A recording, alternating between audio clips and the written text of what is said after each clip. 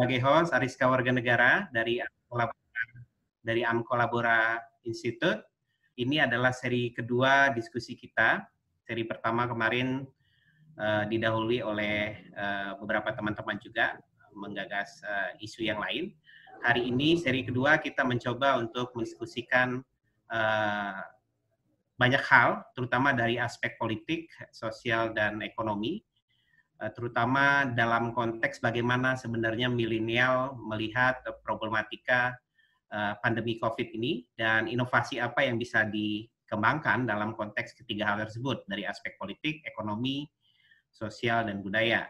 Hari ini kita berterima kasih sekali ada orang-orang penting yang bersedia untuk menjadi narasumber, masuk juga menjadi peserta dalam kegiatan kita hari ini. Saya mungkin perkenalkan dulu. Pertama ada Mas Danang Rizky Ginanjar. Beliau staf ahli dari Kementerian BRIN ya.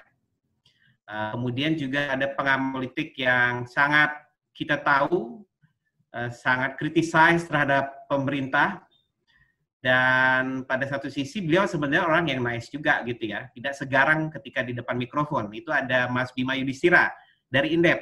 Selamat siang Mas Bima, terima kasih sudah join dalam diskusi kami. Siang semuanya. Ya, dan yang ketiga ada Mas Zain Maulana. Mas Zain Maulana ini baru saja menyelesaikan PhD dalam bidang politik dan international studies dari University of Leeds di Inggris, dan beliau langsung dapat jabatan ini Bapak Ibu. Pulang dari S3 langsung dapat jabatan sebagai Direktur CIDES. Selamat siang Mas Zain Maulana. Halo Mas Zain. Apa Mas Zain dengar kami?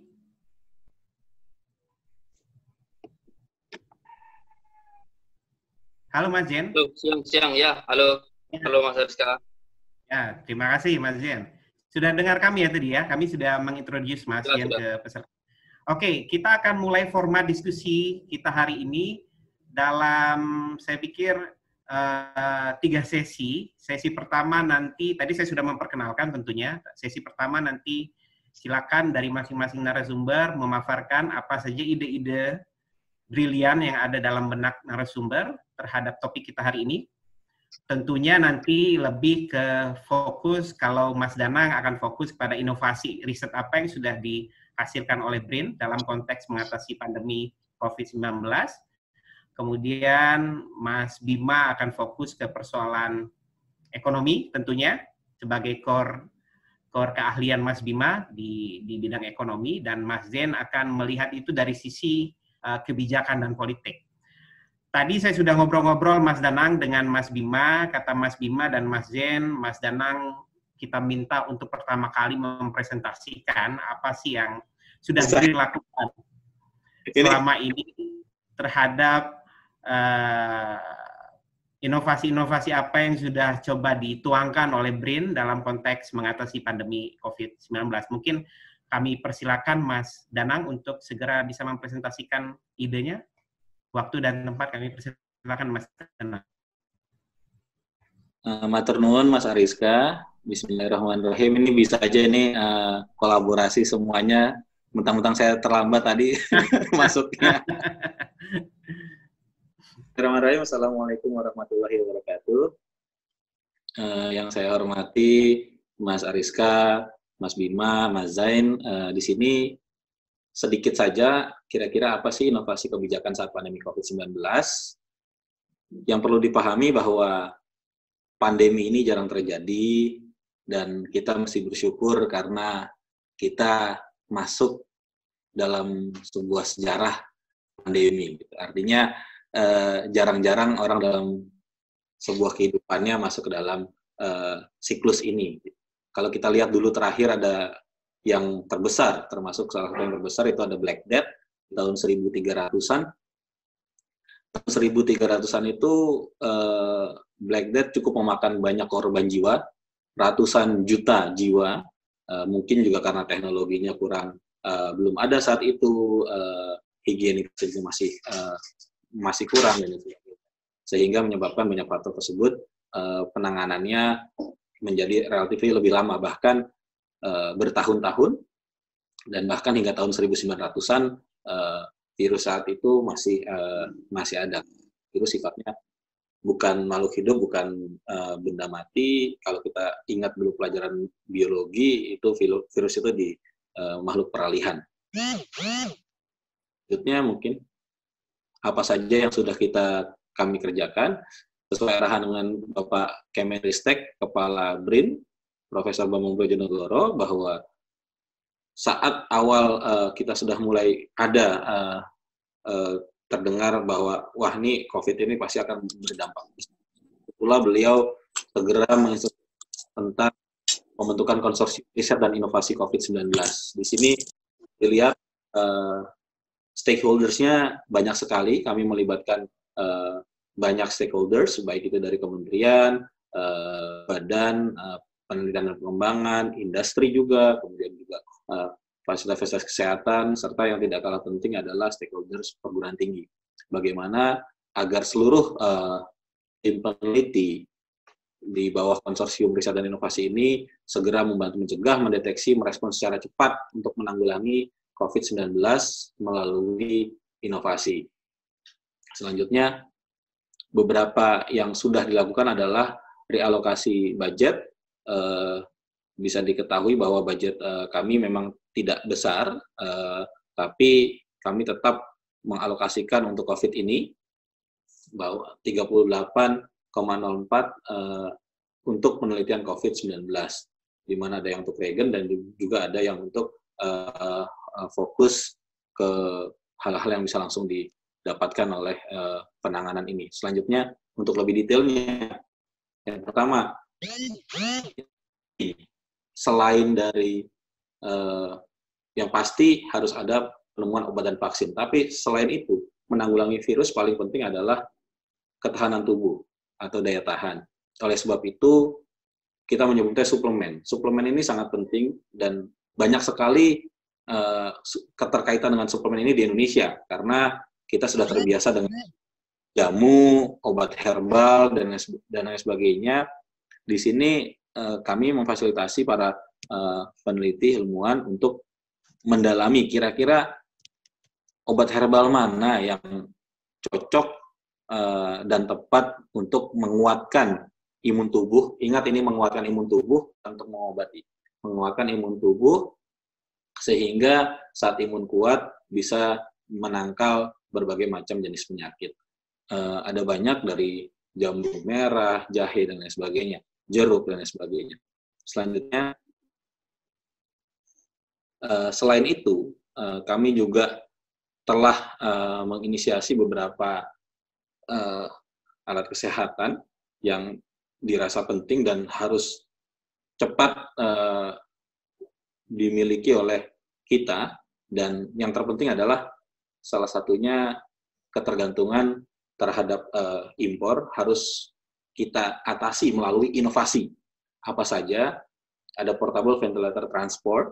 Jadi ini beberapa. Jadi kalau kawan-kawan saya yakin sudah pasti banyak yang melihat di media manapun, banyak yang sudah membuat atau menginisiasi terkait portable ventilator ini, dan kita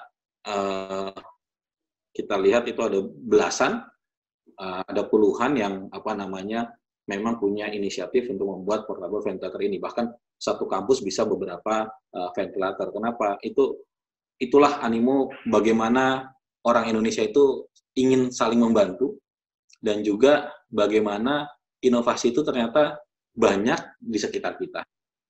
Tidak hanya ventilator, tapi juga ada rapid diagnosis. Rapid diagnosis ini ada dua hal.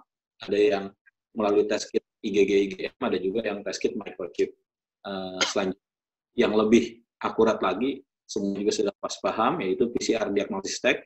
Saat ini sudah dikembangkan, insya Allah doakan dalam waktu beberapa minggu ke depan sudah jadi karya kita sendiri PCR diagnosis tech ini hingga 100.000 test kit.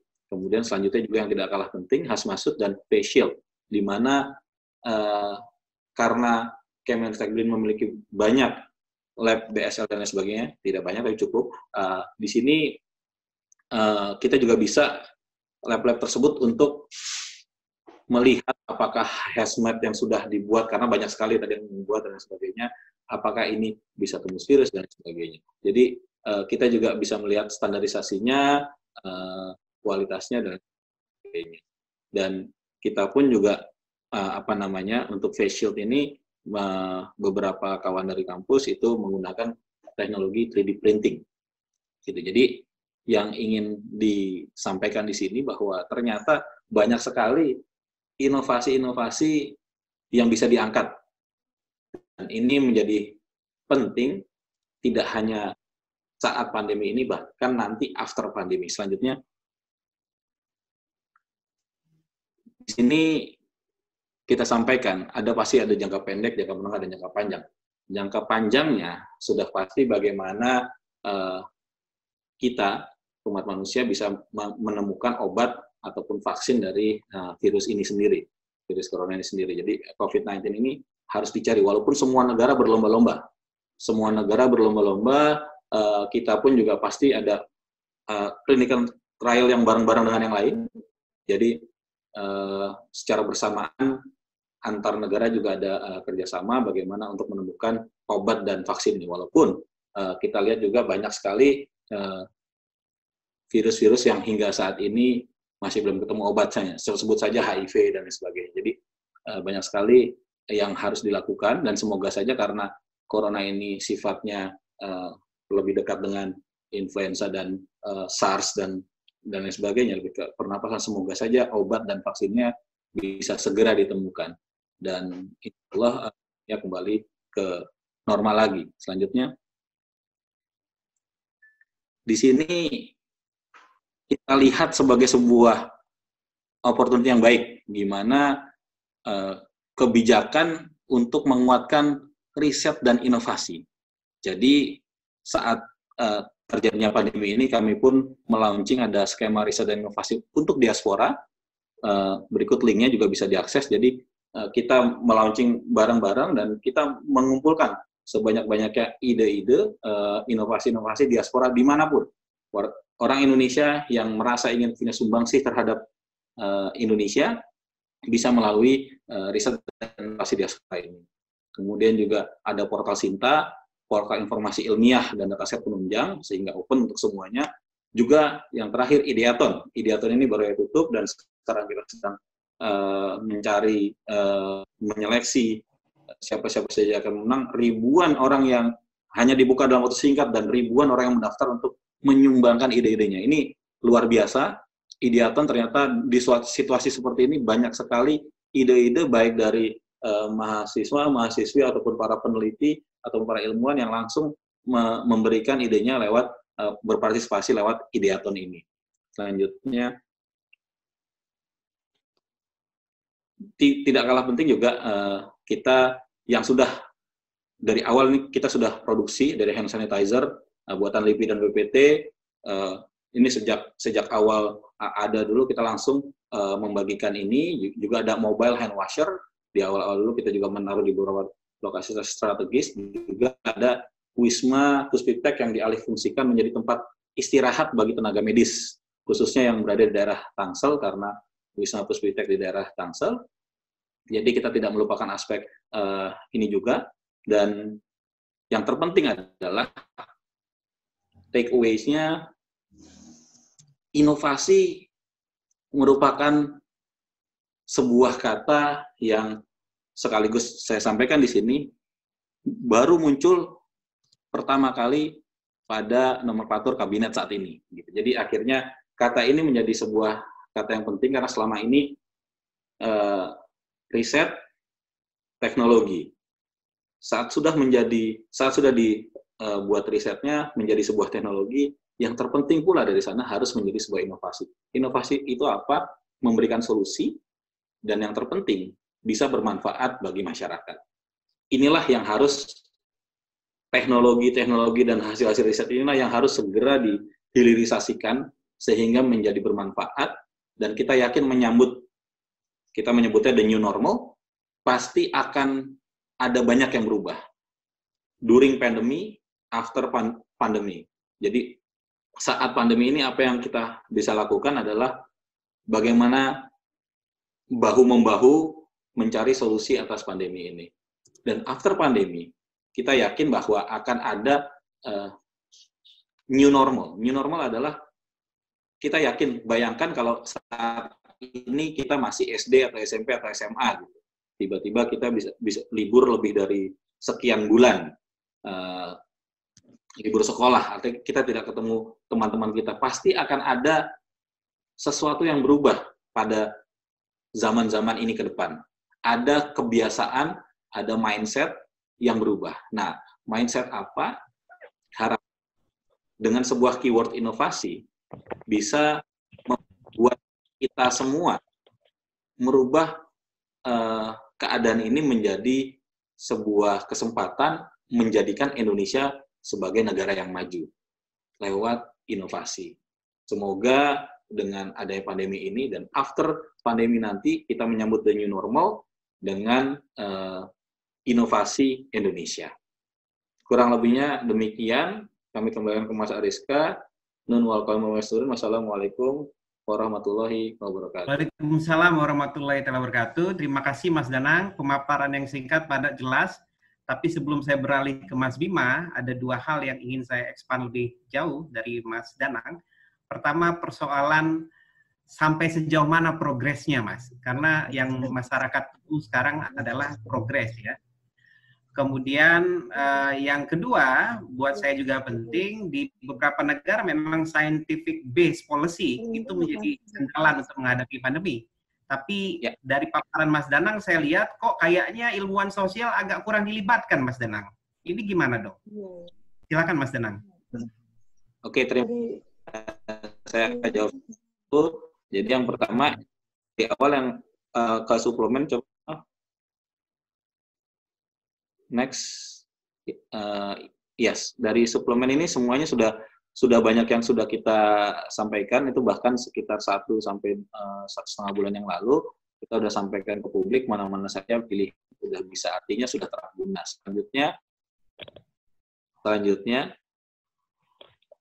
di sini juga untuk portable ventilator, alhamdulillah saat ini izin Kemenkes juga sudah ada, tinggal selanjutnya adalah untuk produksi masalnya. Jadi mohon doanya dari semuanya dan juga bantuannya juga, karena ke depan ini harus didistribusikan ke banyak. Jadi bagaimana ini semua sudah menjadi produk, Mas Ariska. Jadi bukan hanya angan-angan, tapi sudah melalui proses riset teknologi dan sudah dikembangkan sehingga menjadi sebuah barang jadi. Nah, barang jadi inilah yang tadi disebutkan, semoga kebermanfaatannya bisa langsung besar kalau nanti yang jelas langsung diterima oleh masyarakat. Bahkan banyak juga yang sudah didistribusikan seperti tadi hand sanitizer, kemudian face shield, dan lain sebagainya. Sampai jawab, PCR diagnostik itu sulit, tapi kita bisa membuat. Jadi bahkan 2 minggu lagi 100.000 sudah kita bisa produksi. Gitu. Dan yang terpenting juga tadi aspek sosial itu sangat banyak sekali, Mas Ariska. Kebetulan saya juga baru saja tadi pagi sampai siang melihat beberapa ide-ide dari Ideaton. Itu banyak juga aspek-aspek sosial, tidak hanya sosial secara umum, tapi juga ada psikologi, jadi kita banyak sekali menampung aspek saintifik dari sisi yang lebih besar. Jadi nanti mungkin akan lebih kelihatan nanti pada BRIN. Inilah yang menarik. Jadi Kementerian Riset dan Teknologi saat ini garis miring Badan Riset dan Inovasi Nasional, di BRIN tersebut ke depannya yang jelas pasti ada bagian khusus untuk ilmu sosial ini, Mas Ariska. Jadi secara prinsipnya Mas Danang sangat hakul yakin ya bahwa sebenarnya pemerintah juga sudah mendorong riset based policy ya. Dan dalam konteks ilmu sosial juga sudah banyak dilibatkan begitu ya. Oke, nanti kita akan eksplorasi lebih lanjut. Saya akan beralih ke Mas Bima. Mas Bima bisa dengar saya, Mas Bima? Oke, siap. Ya. Mana?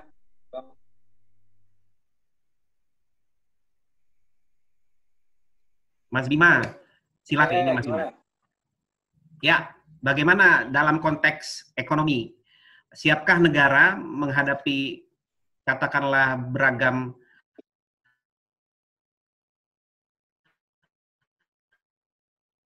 persoalan ekonomi sebagai akibat dari COVID, sebagai ekonomi melihat situasi ekonomi hari ini dengan persoalan pandemi COVID, kita nggak tahu kapan akan berakhirnya. Uncertain situation itu kan yang menyebabkan ketakutan kan, fearness di mana-mana. Nah ini bagaimana dalam konteks game teori ekonomi misalkan? Silakan Mas Bima. Ini udah kelihatan ya, saya share screen ya. Ya, silakan. Ya? Monggo Mas. Oke, baik. Assalamualaikum warahmatullahi wabarakatuh. Terima kasih buat Mas Ariska dan teman-teman panitia. Ada Mas Dana, kemudian juga ada Mas Zain ya. Saya ini. Ya, silakan Mas Bima. Ya, sudah jelas nih, sudah lumayan. Jelas ya. Yuk. Oke. Ya, jadi inovasi ekonomi di tengah pandemi COVID-19. Kita akan bahas sebenarnya kita melakukan the Great Restart, gitu ya. Bukan hanya Great Depression atau Great Lockdown, tapi Great Restart. Jadi kita harus merestart ulang fondasi. Pertanyaannya tentu sebelum kita melakukan reformasi total ya secara struktural pada fondasi ekonomi kita juga harus bertanya sebenarnya seberapa dalam resesi yang diakibatkan oleh COVID-19 ini. Jadi ada beberapa indikator, misalnya Bloomberg waktu mengingatkan bahwa dalam 12 bulan ke depan sudah pasti 100% akan terjadi resesi.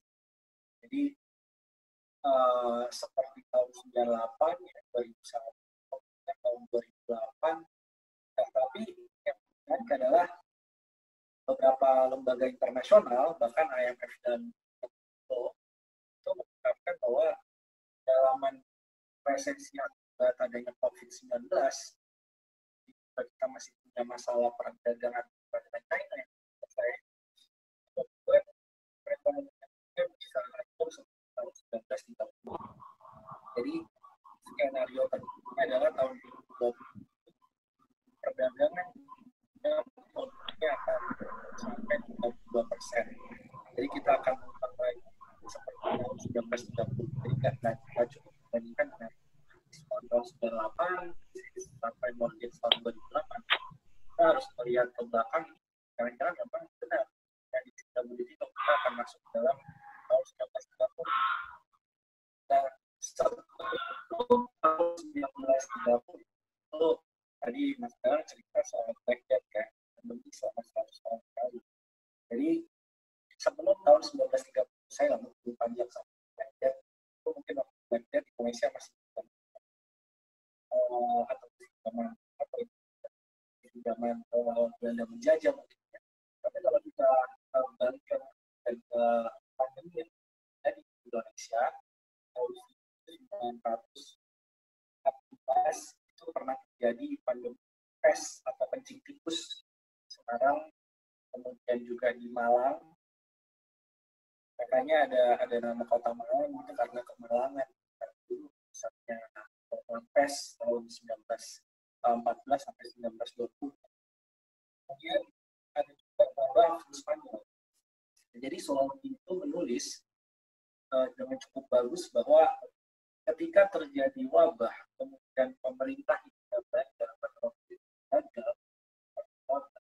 sampai wabah pes itu yang meninggal. Kemudian wabah flu Spanyol itu 1,5 juta orang. Dari laporan beberapa penelitian arsip-arsip Belanda itu 1,5 juta orang meninggal di Indonesia. Kali juga 4,5 juta orang. Itu kalau pemerintah sampai gagal mengantisipasi wabah. Kemudian waktu itu pemerintah Hindia Belanda juga salah diagnosis karena tidak menggunakan scientific base ya, pakai riset. Mungkin waktu itu sangat keterbatasan dalam dan segala macam, sehingga masuknya wabah flu Spanyol yang dibawa oleh beberapa kuli dari Delhi, Sumatera Utara, ini salah diagnosis dan dianggap waktu itu wabahnya adalah wabah kolera. Jadi salah diagnosis. udah ketahuan flu menyebar sampai ke Jawa, pemerintah India Belanda lagi-lagi nggak pakai scientific base, sebenarnya ini cuma flu biasa. Ini kok mirip ya. Jadi jokesnya adalah kok mirip ya, pemerintah India Belanda ini sama terawan kok mirip ya. Jadi nggak kolonial dan republik ternyata ada kemiripannya. Jadi pada waktu awal-awal ada riset dari Harvard ya. Dan menurut saya sangat make sense gitu. Dari banyaknya flow tenaga kerja. Oke, lanjut ya. Lanjut. Ya, kemudian karena kita juga sama ya, tidak melakukan science based fact gitu ya, atau cek gitu, sehingga pada waktu awal-awal ada riset Harvard yang bilang bahwa Indonesia hati-hati nih, Indonesia ini juga bisa jadi epicentrum virus COVID-19 karena banyaknya wisatawan asing. China itu 2 juta wisman masuk, kemudian dari tenaga kerja asing juga karena ramai proyek dari Cina itu banyak masuk gitu. Jadi ini kemudian respon dari pemerintah saya kira juga cukup unik ya. Jadi respon dari pemerintah malah bilang, ya udah buktikan aja, datang aja ke sini gitu. Jadi kayak kesannya nggak percaya dengan model-model scientific base gitu ya. Baru kemudian ketika pasien 01 diumumkan tapi udah a little bit too late gitu ya. Karena kita nggak prepare gitu. Ya negara lain nggak prepare juga, tapi kita bisa lihat Vietnam, kemudian kita bisa lihat Selandia Baru, kita bisa lihat Taiwan, kita bisa lihat Korea Selatan. Jadi nggak masalah mereka itu kebijakannya otoritarian, atau mereka punya varian lainnya, bukan itu masalahnya, tapi masalahnya adalah cepat tanggapnya gitu ya. Taiwan dengan Vietnam tentu beda, Taiwan lebih demokratis, kemudian Vietnam mungkin agak sedikit otoritarian, tapi melihat cara mereka merespon itulah yang jadi penting. Nah, kalau kita nggak belajar dari sejarah kan artinya kejadian flu Spanyol ini bisa jadi pelajaran penting ya, karena terlalu mengentengkan suatu wabah, kemudian juga tidak berbasis pada data yang kemudian valid, ternyata bisa jadi malapetaka gitu kan. Kan percuma sekarang mau dilakukan mudik dilarang gitu ya, tapi pulang kampung dibolehkan misalnya. Jadi ini sebuah hal yang cukup lucu gitu, karena sebenarnya orang udah jadi pengungsian duluan itu pada waktu pasien 01 pertama diumumkan, itu juga orang udah pada nyebar ke daerah-daerah gitu. Jadi udah katastrofiknya udah cukup menyebar sampai ke Indonesia bagian timur bahkan virus COVID-19. Ya itu ya. Jadi itu, tapi saya mau menggarisbawahi apa yang ditulis Suhogi gitu ya di bawah lentera merah ini. Artinya ketika terjadi pandemi diikuti oleh krisis ekonomi tahun 1920 sampai 1930, perekonomian global terutama di Indonesia itu juga terpapar oleh adanya penurunan demand, penurunan kemudian kinerja perdagangan internasional. Itu kemudian next-nya adalah ada perubahan-perubahan sosial yang tidak bisa dihindari. Jadi memang harus bahaya, harus hati-hati sekali dengan adanya pandemi ini karena bisa memunculkan revolusi gitu, memunculkan perubahan yang cukup signifikan. Nah, kalau kita lihat juga dari beberapa indikator, misalkan ini saya kutip dari Kemenko Perekonomian ya, skenario terburuk dari pengangguran itu bisa meningkat sampai 9% misalnya. Artinya hampir 2 kali lipat tingkat pengangguran dari 5% itu bisa meningkat menjadi 9%. Kemudian bagaimana dengan proyeksi kemiskinan? Semeru masih cukup baik hati karena Semeru batas kemiskinannya asumsinya adalah 1% pertumbuhan ekonomi. Bagaimana kalau 2%, minus 2% pertumbuhan ekonomi tahun 2020? Akan seperti apa tingkat kemiskinan kita? Karena 1% angka kemiskinan, 1% pertumbuhan ekonomi aja, angka kemiskinannya udah 12,3%.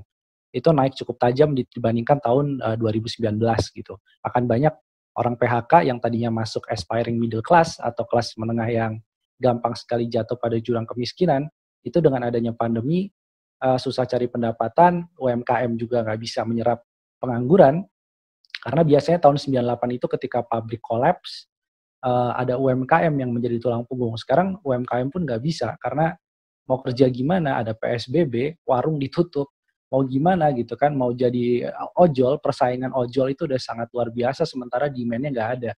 Demand-nya turun cukup tajam. Jadi kita akan melihat ledakan angka kemiskinan yang mungkin lebih tinggi dari perkiraan Semeru kalau perekonomiannya minus 2% tahun ini.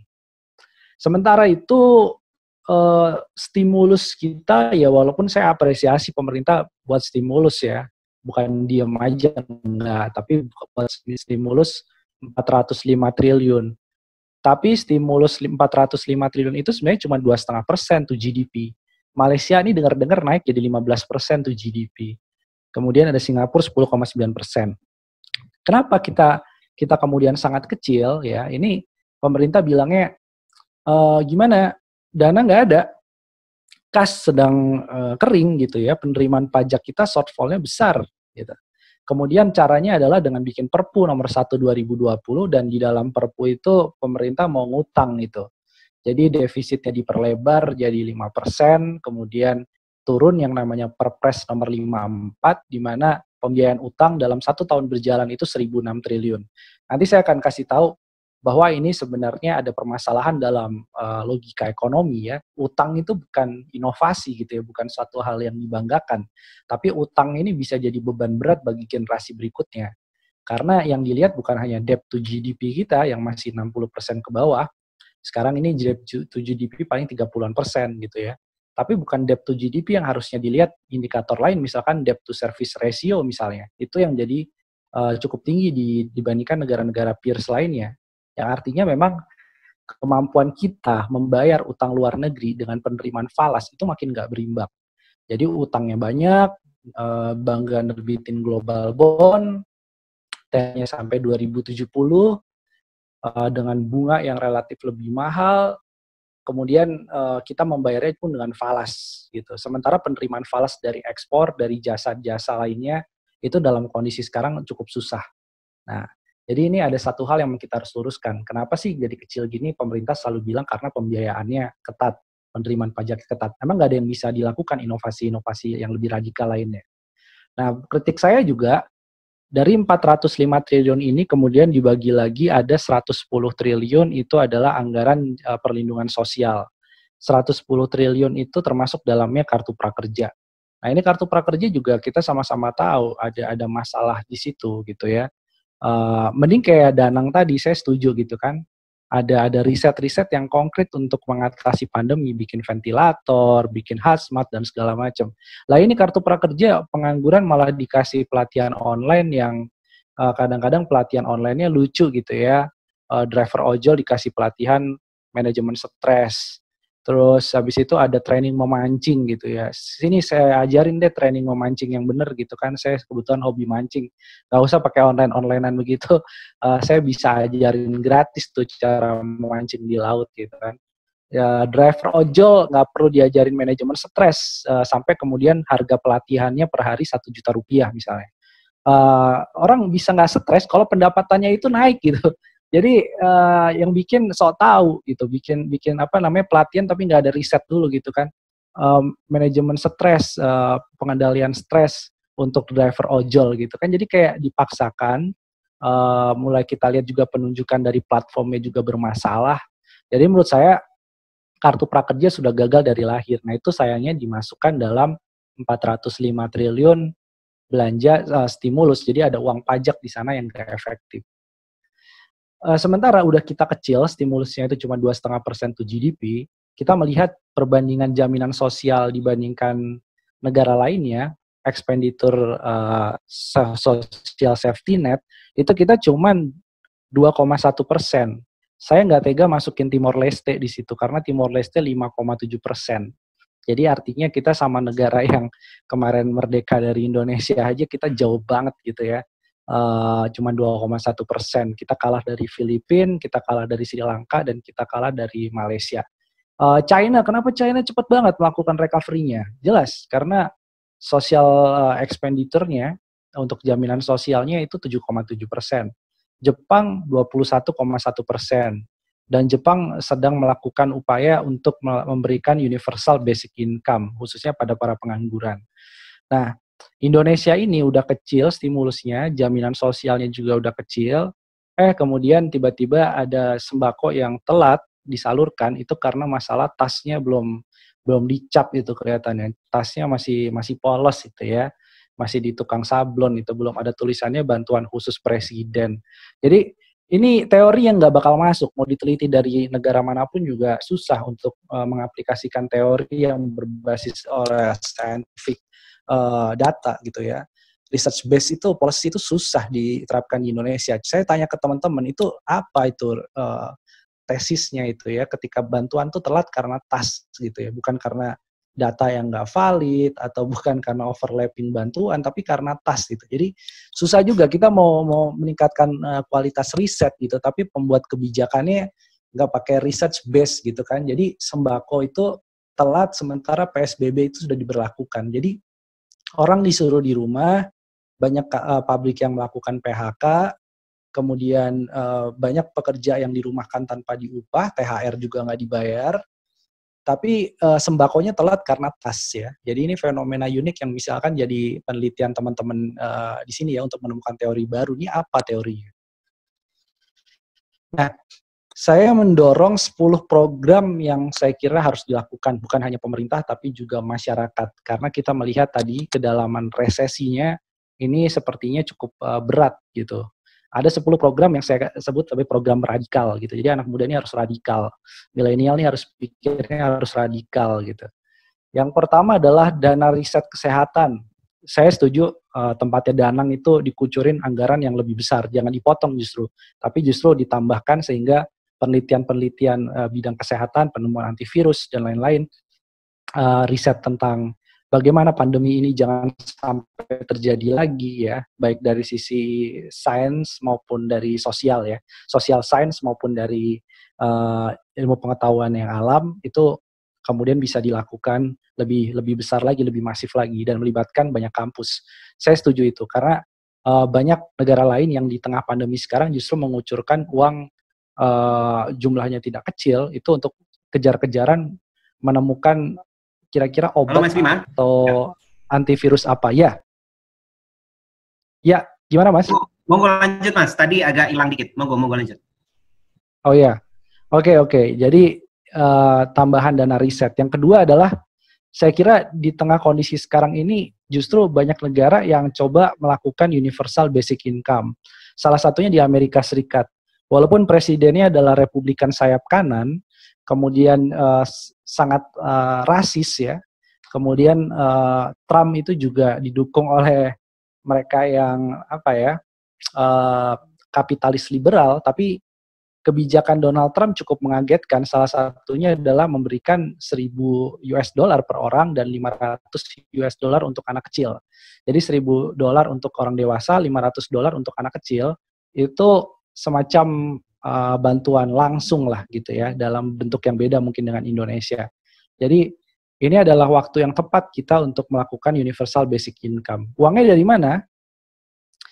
Kemudian siapa yang harusnya diberikan universal basic income? Kalau memang pemerintah selalu bilang uangnya terbatas, nanti saya akan patahkan pendapat itu. Yang kedua adalah uangnya itu kemana dulu universal basic income ini? Nah, ini bisa fokus dulu kepada pertama, mereka yang menjadi korban PHK. Jadi data dari perusahaan itu langsung di-store kepada pemerintah. Yang kedua adalah mungkin di zona-zona merah ya, di mana pendapatan itu turun anjlok cukup dalam di PSBB, di wilayah PSBB. Jadi kita bisa pick mungkin beberapa tempat dulu untuk dijadikan semacam uji coba gitu, atau pilot project dari universal basic income. Yang ketiga adalah ini adalah rombak total kartu prakerja ya. Karena ini angka 20 triliun ini setara 3 kali bailout Bank Senturi, 6,7 triliun. Jadi angka 20 triliun ini bukan angka yang kecil, dan sekarang perusahaan-perusahaan itu juga banyak mengeluhkan bahwa yang dibutuhkan itu bukan pelatihan online dalam kondisi krisis seperti sekarang, tapi yang dibutuhkan itu adalah bantuan yang langsung dirasakan gitu. Dan yang menarik adalah asosiasi-asosiasi pengusaha yang besar itu justru mengkritik program kartu prakerja. Dan ini bahaya, karena lulusan kartu prakerja yang 5,6 juta orang itu bisa saja tidak terserap, karena tidak mendapatkan approval dari para industri yang akan menyerap tenaga kerja. Jadi udah keluar sertifikat, tapi kata industri, entar dulu deh, emang skill yang kayak gini yang kita butuhkan gitu. Jadi ini bisa jadi ada pengangguran yang udah dikasih pelatihan online, itu gawat juga. Yang keempat adalah uangnya dari mana? kalau ada yang bertanya uangnya dari mana, kemudian langsung loncat pada, oh ya udah kita ngutang aja gitu, karena itu jalan yang paling gampang, karena bunga kita relatif tinggi dibandingkan peers, sehingga siapa yang nggak minat untuk masukkan uang beli surat utang di Indonesia, sebenarnya ini gampang banget untuk dipatahkan. Yang pertama, kenapa sih nggak dari awal proyek-proyek mercusuar, proyek-proyek infrastruktur 423 triliun itu nggak direalokasikan gitu? Kenapa tidak berani melakukan itu? Oligarki mana yang sebenarnya sedang terganggu gitu? Terutama kenapa lambat sekali untuk melakukan realokasi perencanaan pemindahan ibu kota, itu lelangnya masih terus berjalan sampai akhirnya kemudian ada statement ya bahwa perencanaan pemindahan ibu kota uangnya direlokasikan, tapi sangat terlambat sekali gitu. Jadi kenapa pemerintah seakan melindungi proyek-proyek mercusuar yang besar padahal di tengah kondisi krisis ini harusnya dialokasikan untuk penanganan COVID-19. Kemudian dari mana lagi uangnya? Saya kira kita terlalu bermurah hati untuk memberikan banyak sekali insentif fiskal yang nggak jelas. Pada tahun 2018 misalkan karena rajin ngasih tax holiday, tax allowance, itu ada 221 triliun itu belanja pajak yang keluar gitu kan.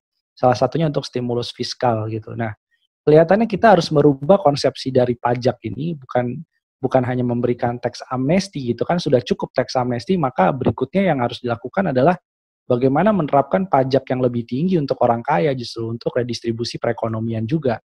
Daripada orang kayanya kemudian buru-buru kabur ke Singapura gitu. Itu harusnya dilakukan.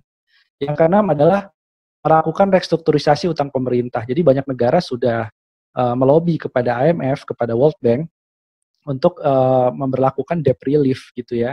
Jadi benar-benar pengampunan utang, bukan justru menambah utang. Yang ketujuh adalah potong gaji pejabat. Jadi di negara lain, dari mulai Korea, Malaysia, Singapura, pemerintahnya itu sudah melakukan pemotongan gaji, dimulai dari eksekutif yang paling atas. Loh kok ini kok di Indonesia lama banget gitu mikir kayak begini. Kenapa presiden nggak berani? Tunjangan dan gaji selama 3 bulan itu akan saya berikan untuk penanganan COVID. Itu tidak ada statement kayak begitu. Jadi saya bingung juga gitu ya. Kemudian justru wakil presiden menambah 10 staf sus gitu. Jadi ini apa-apaan? Kenapa nggak ada kemudian kesadaran, nggak ada kemudian rasionalisasi yang terjadi gitu. Yang ke-8, bubarkan lembaga yang memboroskan anggaran. Jadi lembaga yang memboroskan anggaran siapa kalau misalkan kita berani bilang adalah BPIP gitu. BPIP baru-baru ini ngasih statement terkait dengan kita menghadapi krisis pangan, maka kita himbau untuk menanam gitu. Ngapain BPIP ini ngapain gitu, ngomongin kayak gitu. Coba ada BPIP ngelihat ke lapangan ya. Gimana kita mau menanam gitu kan, para petani aja digusur ya, para petani aja disingkirkan oleh proyek infrastruktur, lihat konflik agraria itu kan jumlahnya masih cukup banyak. Dan ketika BPIP bilang mari menanam gitu kan, ini BPIP apa Kementerian Pertanian gitu. Jadi kita melihat bahwa kenapa BPIP tidak dibubarkan gitu, bahwa Pancasila itu harus dirasakan sila kelimanya, keadilan sosial bagi seluruh rakyat Indonesia itu di perut para pengangguran, di perut orang yang di PHK gitu. Tapi ini tidak terjadi karena di situ ada Dewan Pembina sehingga tidak berani untuk membubarkan ini gitu kan. Padahal ada 200-an miliar dalam setahun yang bisa di-save dari BPIP. Yang ke-9 adalah kita harus melakukan solidaritas global di bidang kesehatan dan kerjasama ekonomi. Nomor 10 adalah, nah ini saya mau cerita, ini untuk masyarakat, kalau 1-9 itu adalah kerjaannya pemerintah, tapi nomor 10 ini adalah kerjaannya masyarakat. Saya dan teman-teman di Jogja misalnya, kita membuat solidaritas pangan Jogja, dan itu menjadi pertanyaan, kenapa selama pandemi teman-teman di Jogja itu berhasil membagikan 22.500 nasi bungkus. Itu luar biasa dan banyak yang kemudian khawatir ini akan mengganggu eksistensi pemerintah. Jadi bisa dibayangkan di benak orang yang menerima nasi bungkus itu, ini ada anak-anak muda bersama dengan warga, mahasiswa bagi-bagi nasi bungkus ketika sembako itu terlambat, ketika data itu berantakan di level bawah, ketika kepala desa ini mulai didemo oleh warganya sendiri karena ada kejadian menyunat bantuan misalnya. Kemudian kita dengan santai kita bikin dapur umum. Sekarang alhamdulillah ada lebih dari 11 titik misalkan dapur umum di Jogja dan itu menghasilkan 22.500 nasi bungkus gitu. Jadi banyak yang kemudian mengkhawatirkan bahwa kalau ini menjadi eskalasi yang terus membesar, ini bisa membahayakan gitu ya, bisa membahayakan. Makanya sering banget dapur umumnya didatengin sama aparat gitu ya. Saya juga lagi bahas soal solidaritas pangan, pembagian masker, digerebek sama aparat dan ormas di kantor Walhi Jogja, itu ada 40-an ormas gitu kan, 40-an warga gitu ya. Jadi apa ya, kita mau berharap sama pemerintah kapan ini bantuan gitu kan. Mendingan masyarakat, rakyat bantu rakyat, dan itu yang harusnya dilakukan di tengah pandemi, dan itu inovasi yang milenial bisa lakukan. Jadi saya gemes kalau ada yang nanya, Anda cuma bisa berdialektika di Zoom, berdialektika di artikel gitu. Langkah konkret milenial apa? Ini konkret sekali gitu. Tapi yang konkret aja direpresi gitu. Jadi kira-kira itulah logika yang bisa saya tawarkan terkait dengan program-program radikal di bidang ekonomi yang harusnya kita lakukan. Dan terakhir saya mengutip sabda dari Slavoj Zizek ya, bahwa dalam situasi krisis kita semuanya adalah sosialis gitu. Jadi singkirkanlah kapitalisme yang muncul di tengah bencana gitu. Bahkan tadi Amerika Serikat saja yang sayap kanan melakukan program-program yang sebenarnya itu adalah program sosialisme. Tapi dalam kondisi pandemi, we are all the socialist gitu. Mungkin itu aja Bang Ariska. Terima kasih. Terima kasih Mas Bima.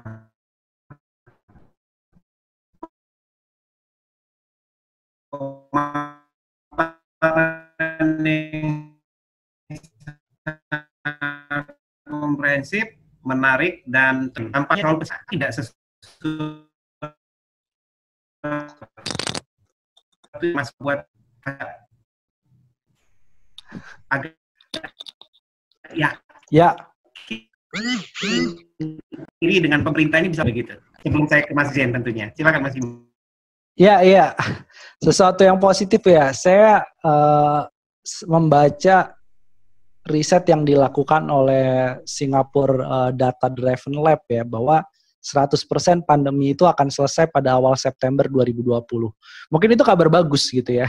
Tapi masih September, artinya masih di semester kedua kita selesai dari pandemi gitu. Yang kedua, kabar baiknya adalah IMF. Jadi IMF ini agak aneh juga. Dia memperkirakan 2021 ekonomi Indonesia akan meroket 8,2% gitu ya. Jadi itu dua kabar baiknya. Semoga terrealisasi gitu ya. Oke, Mas Bima, terima kasih.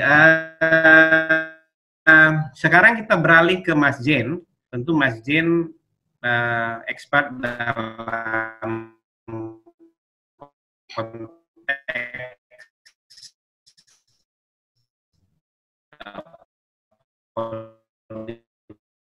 politik dan asesmen Mas ini.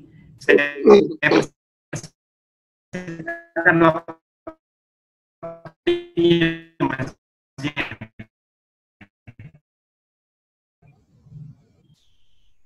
Halo. Halo, Assalamualaikum. Bisa dengar? Kedengaran. Ya, bisa dengar ya. Waalaikumsalam. Oke. Lanjut Mas Jen. Oke, ya. Assalamualaikum warahmatullahi wabarakatuh. Ya, terima kasih. Terima kasih Bang Ariska, Mas Danang, Mas Bima, dan teman-teman semua. Terkait dengan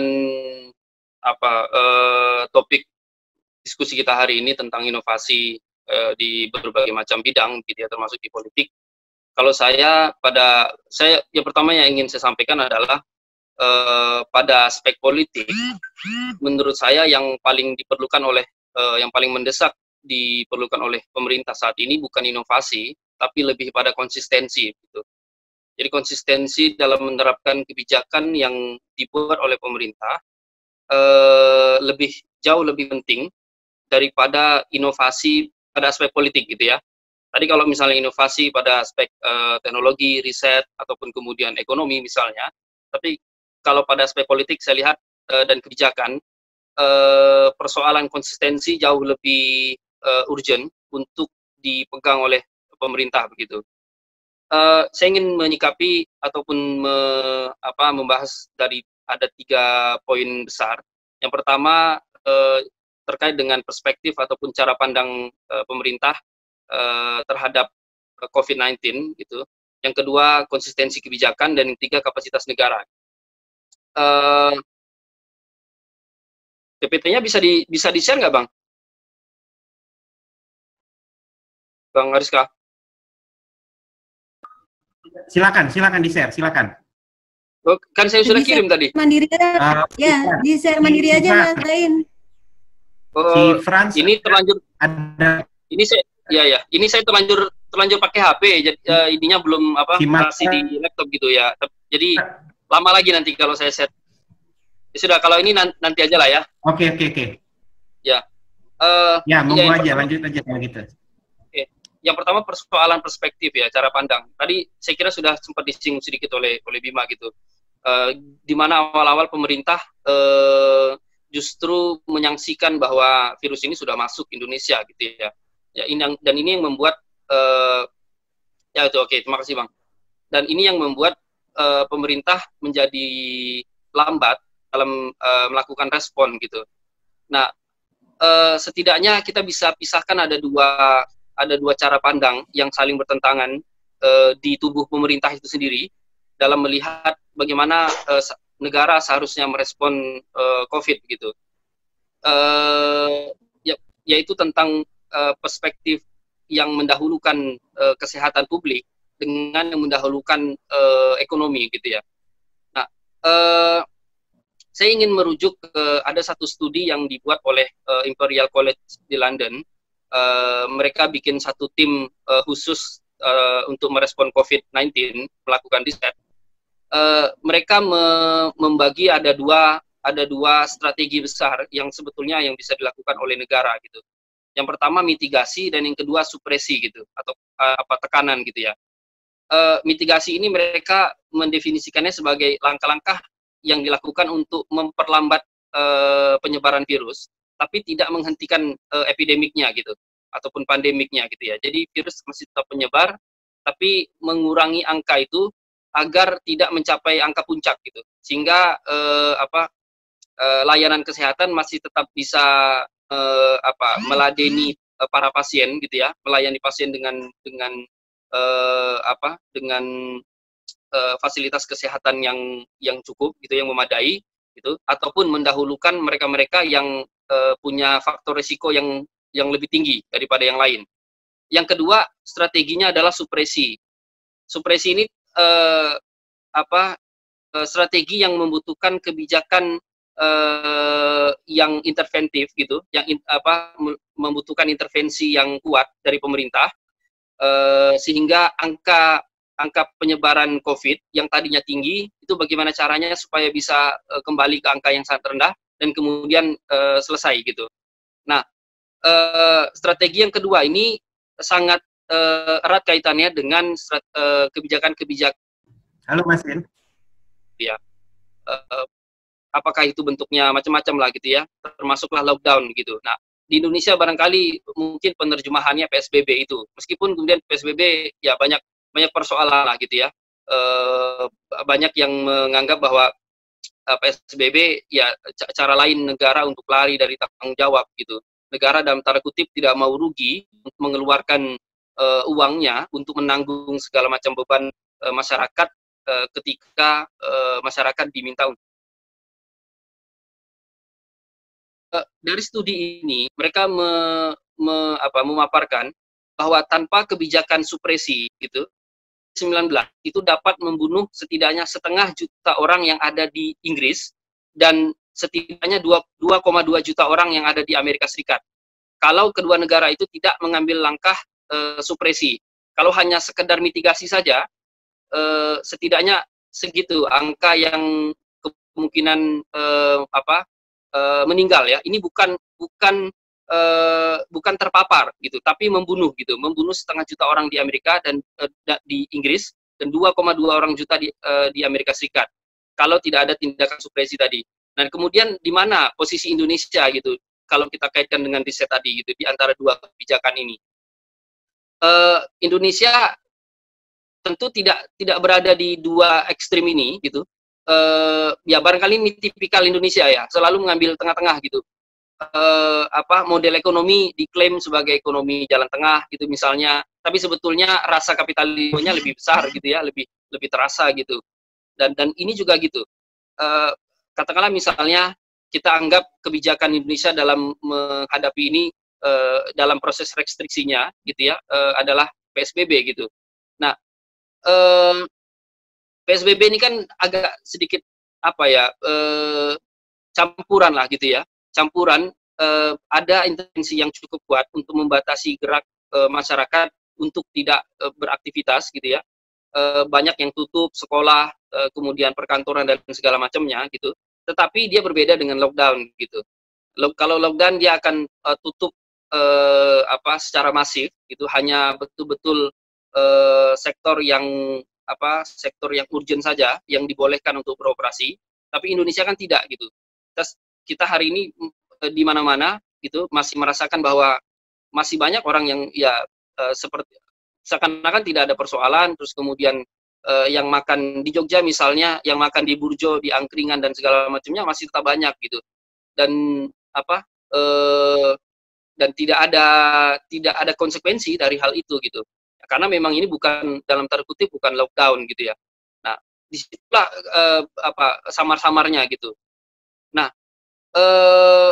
tetapi di antara dua itu, kalau saya melihatnya, seharusnya pemerintah mendahulukan, kalau kita mau tempatkan dua posisi perdebatan itu, apakah kesehatan publik versus kesehatan tadi, saya lihat, saya meyakini bahwa pemerintah seharusnya mendahulukan atau memprioritaskan kesehatan publik daripada melulu bicara tentang ekonomi gitu ya.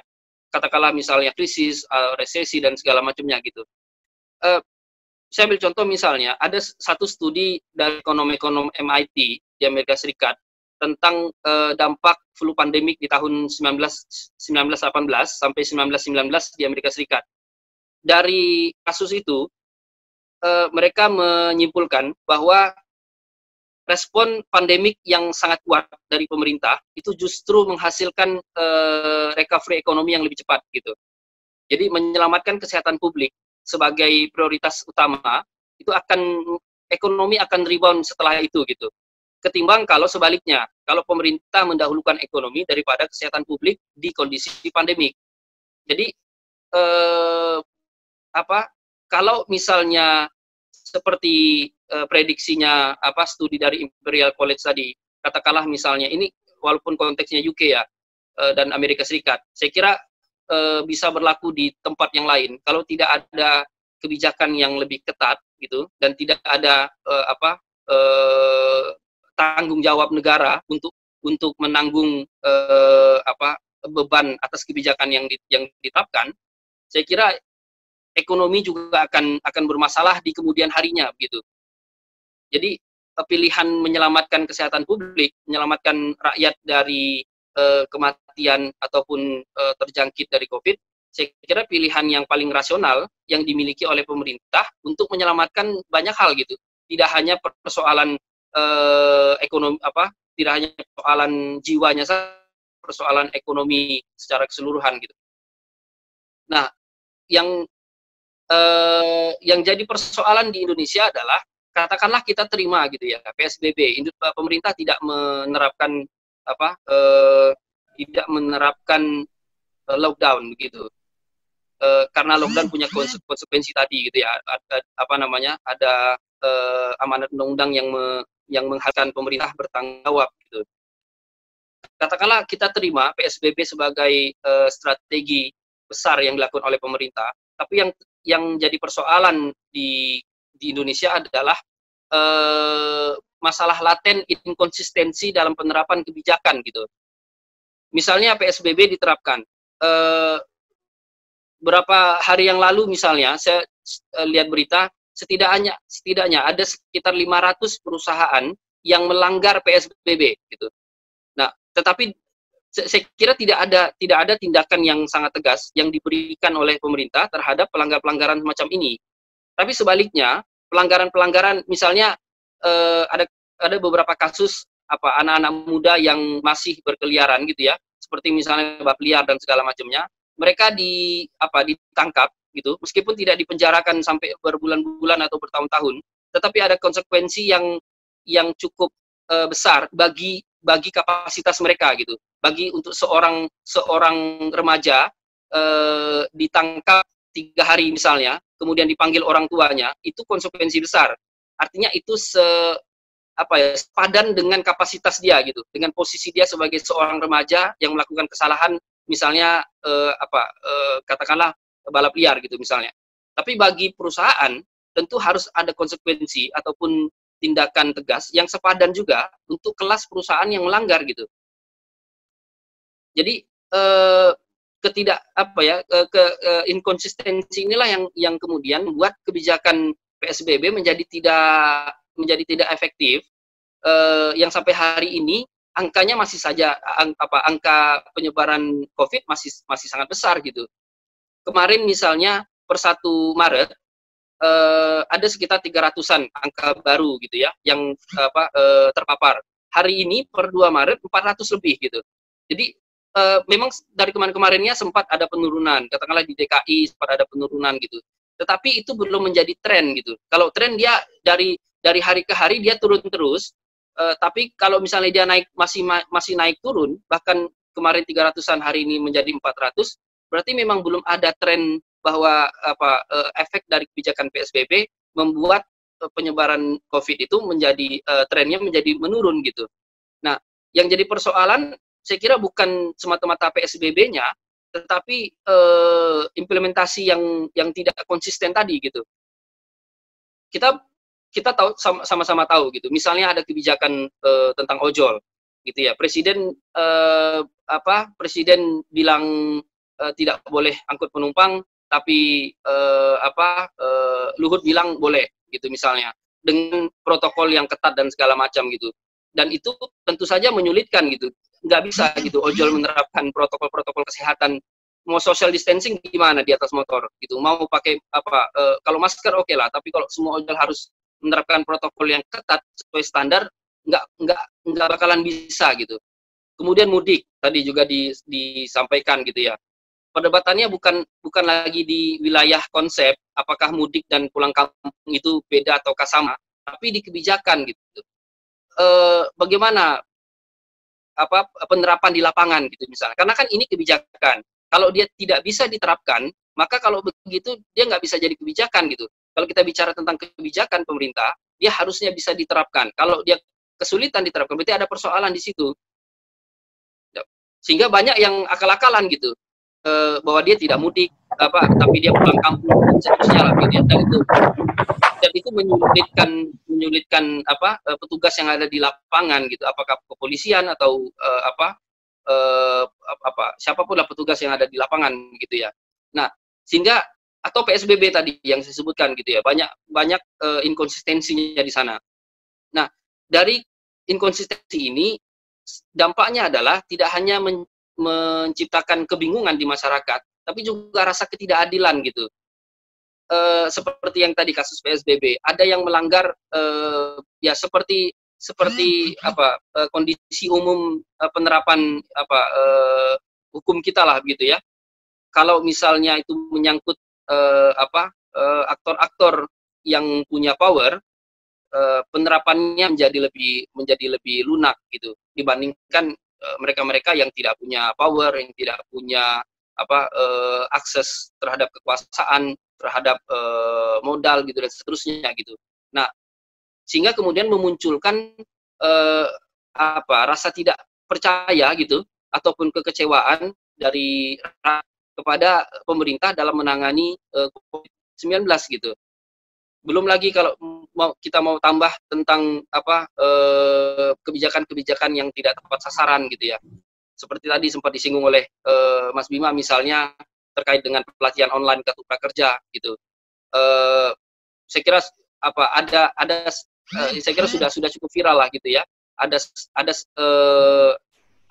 orang yang mencoba untuk ikut pelatihan itu, tapi kemudian sebetulnya tidak ada sesuatu yang signifikan, tidak sesuatu yang baru didapatkan, tapi kemudian harus membayar dengan anggaran yang dari negara itu gitu.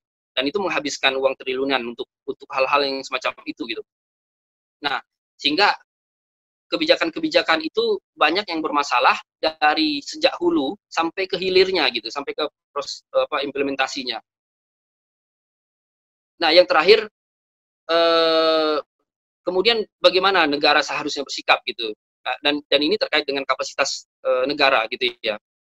Kita harus akui gitu bahwa tadi di awal saya singgung bahwa pemerintah sebetulnya termasuk terlambat lah gitu. Kalau kita bandingkan dengan Taiwan, ketika di awal Januari ada isu tentang virus baru gitu ya, yang saat itu belum namanya belum COVID begitu, dari Cina, Taiwan sudah cepat gitu dengan sangat sigap melakukan respon, sehingga kita lihat hari ini Taiwan menjadi salah satu negara yang kita anggap sukses dalam melakukan melawan COVID begitu. Terlepas dari bahwa Taiwan punya health index-nya terbaik gitu ya. Tapi terlepas dari itu respon yang cepat juga ada kunci gitu. Sebuah negara yang kemudian bisa menentukan apakah dia akan berhasil ataukah terseok-seok gitu ya. Seperti halnya Amerika Serikat gitu. Karena dulu Trump di awal-awal juga sempat menegasikan isu coronavirus yang baru ini bakal menjadi pandemi gitu. Dia sempat bilang bahwa coronavirus itu urusannya Cina, urusan kami gitu ya, Amerika Serikat itu urusan ekonomi gitu. Nah, sekarang kita bisa lihat gitu, Amerika Serikat salah satu negara yang juga sangat terseok-seok gitu ya melawan penyebaran COVID gitu.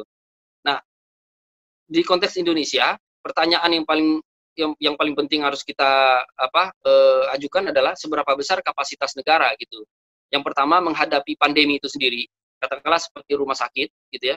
Kalau pasien meningkat drastis gitu, kalau misalnya per hari ini jumlah orang yang positif 10.000 lebih, tapi kemudian masih ada 22 ribuan orang yang PDP dan kemudian 230-an ribu orang yang ODP begitu.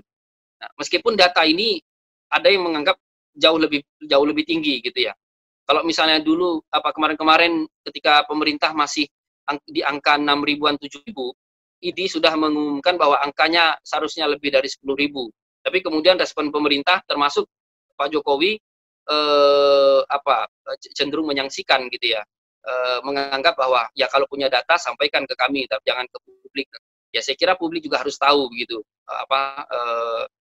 mengenai data begitu ya. Nah, karena ini tidak lagi semata-mata tentang image negara gitu. Ini dalam situasi kritis gitu. Pandemi ini berbeda gitu dengan sebelum-sebelumnya. Gitu. Dalam waktu beberapa bulan ini saja banyak studi-studi ataupun laporan-laporan yang menyebut bahwa pandemi ini bisa jadi dunia memang bukan pertama kali gitu menghadapi pandemi, tapi pandemi kali ini berbeda gitu ya dari pandemi yang sebelumnya gitu. Nah, sehingga harus ada respon yang luar biasa dari negara-negara kalau mau selamat, kira gitu. Nah, atau misalnya terkait dengan tenaga medis. 2 menit lagi ya. Oke. Ya, ini sedikit lagi selesai. Masuk sesi tanya jawab. Dan juga terkait dengan APD gitu, misalnya ketersediaan APD dan seterusnya, maupun kapasitas negara dalam menghadapi dampak multisektoralnya, seperti meningkatnya PHK, terus kemudian daya beli masyarakat menurun, gitu ya, krisis pangan gitu, setidaknya beberapa bahan pokok sudah defisit gitu di banyak provinsi, gitu ya, seperti gula, telur, bawang putih, jagung, beras. Gitu. Nah, maka penutup saya, maka negara, gitu ya, pemerintah dan DPR ini harus all out gitu lawan pandemi ini. Lupakanlah dulu soal omnibus law, pindah ibu kota, macam-macam RUU yang tidak terkait langsung dengan kesejahteraan rakyat gitu ataupun melawan pandemi gitu. Jadi pemerintah dan DPR jangan mengambil kesempatan dalam kesempitan gitu. Ketika semua orang sedang susah, kemudian melakukan agenda-agenda yang sulit untuk terdeteksi gitu, karena semua perhatian orang ada di pandemi ini gitu. Ya, gitu Bang.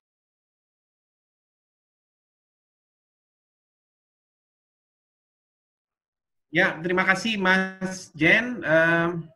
Saya mau tanya ke Mas Bima, masih online nih. Mas Bima masih online ya? Karena Bima mau live 15.30. Ya, masih mohon on. izin, mohon izin pertanyaan langsung aja. Raise hand pertama tuh Mas Dilon ya. Silakan. Dilon ya, silakan Mas Dilon. Ya, halo, selamat. Nama dan instansi. Ya, saya Koko, saya dari Masyarakat Transportasi Indonesia, Hario Setioko. Terima kasih atas kesempatannya untuk bertanya. Singkat aja, ini kalau dari penilaian mas-mas kalian ini, kapan nih kita sebaiknya mulai kembali beraktivitas perekonomian kita? Karena saya paham resesi kali ini memang sebenarnya beda dari resesi-resesi sebelumnya. Yaitu ini karena memang ada lockdown. Jadi kalau misalnya masalah lockdown bukan lockdown, PSBB-nya kita angkat gitu ya, karena kita sudah anggap sudah aman, ekonomi kita akan bisa kembali bergerak gitu. Begitu pula yang diramal oleh dari ekonom-ekonom dari World Bank, dari IMF juga. Ini kunci kapan kita mulai kembali beraktivitas. Mengingat negara-negara lain sepertinya sudah mulai beraktivitas dan sepertinya sekurang-kurangnya di Jakarta mungkin jumlah infeksinya udah mulai flat ya, kalau saya nggak salah kutip data. Ya, sekian, terima kasih.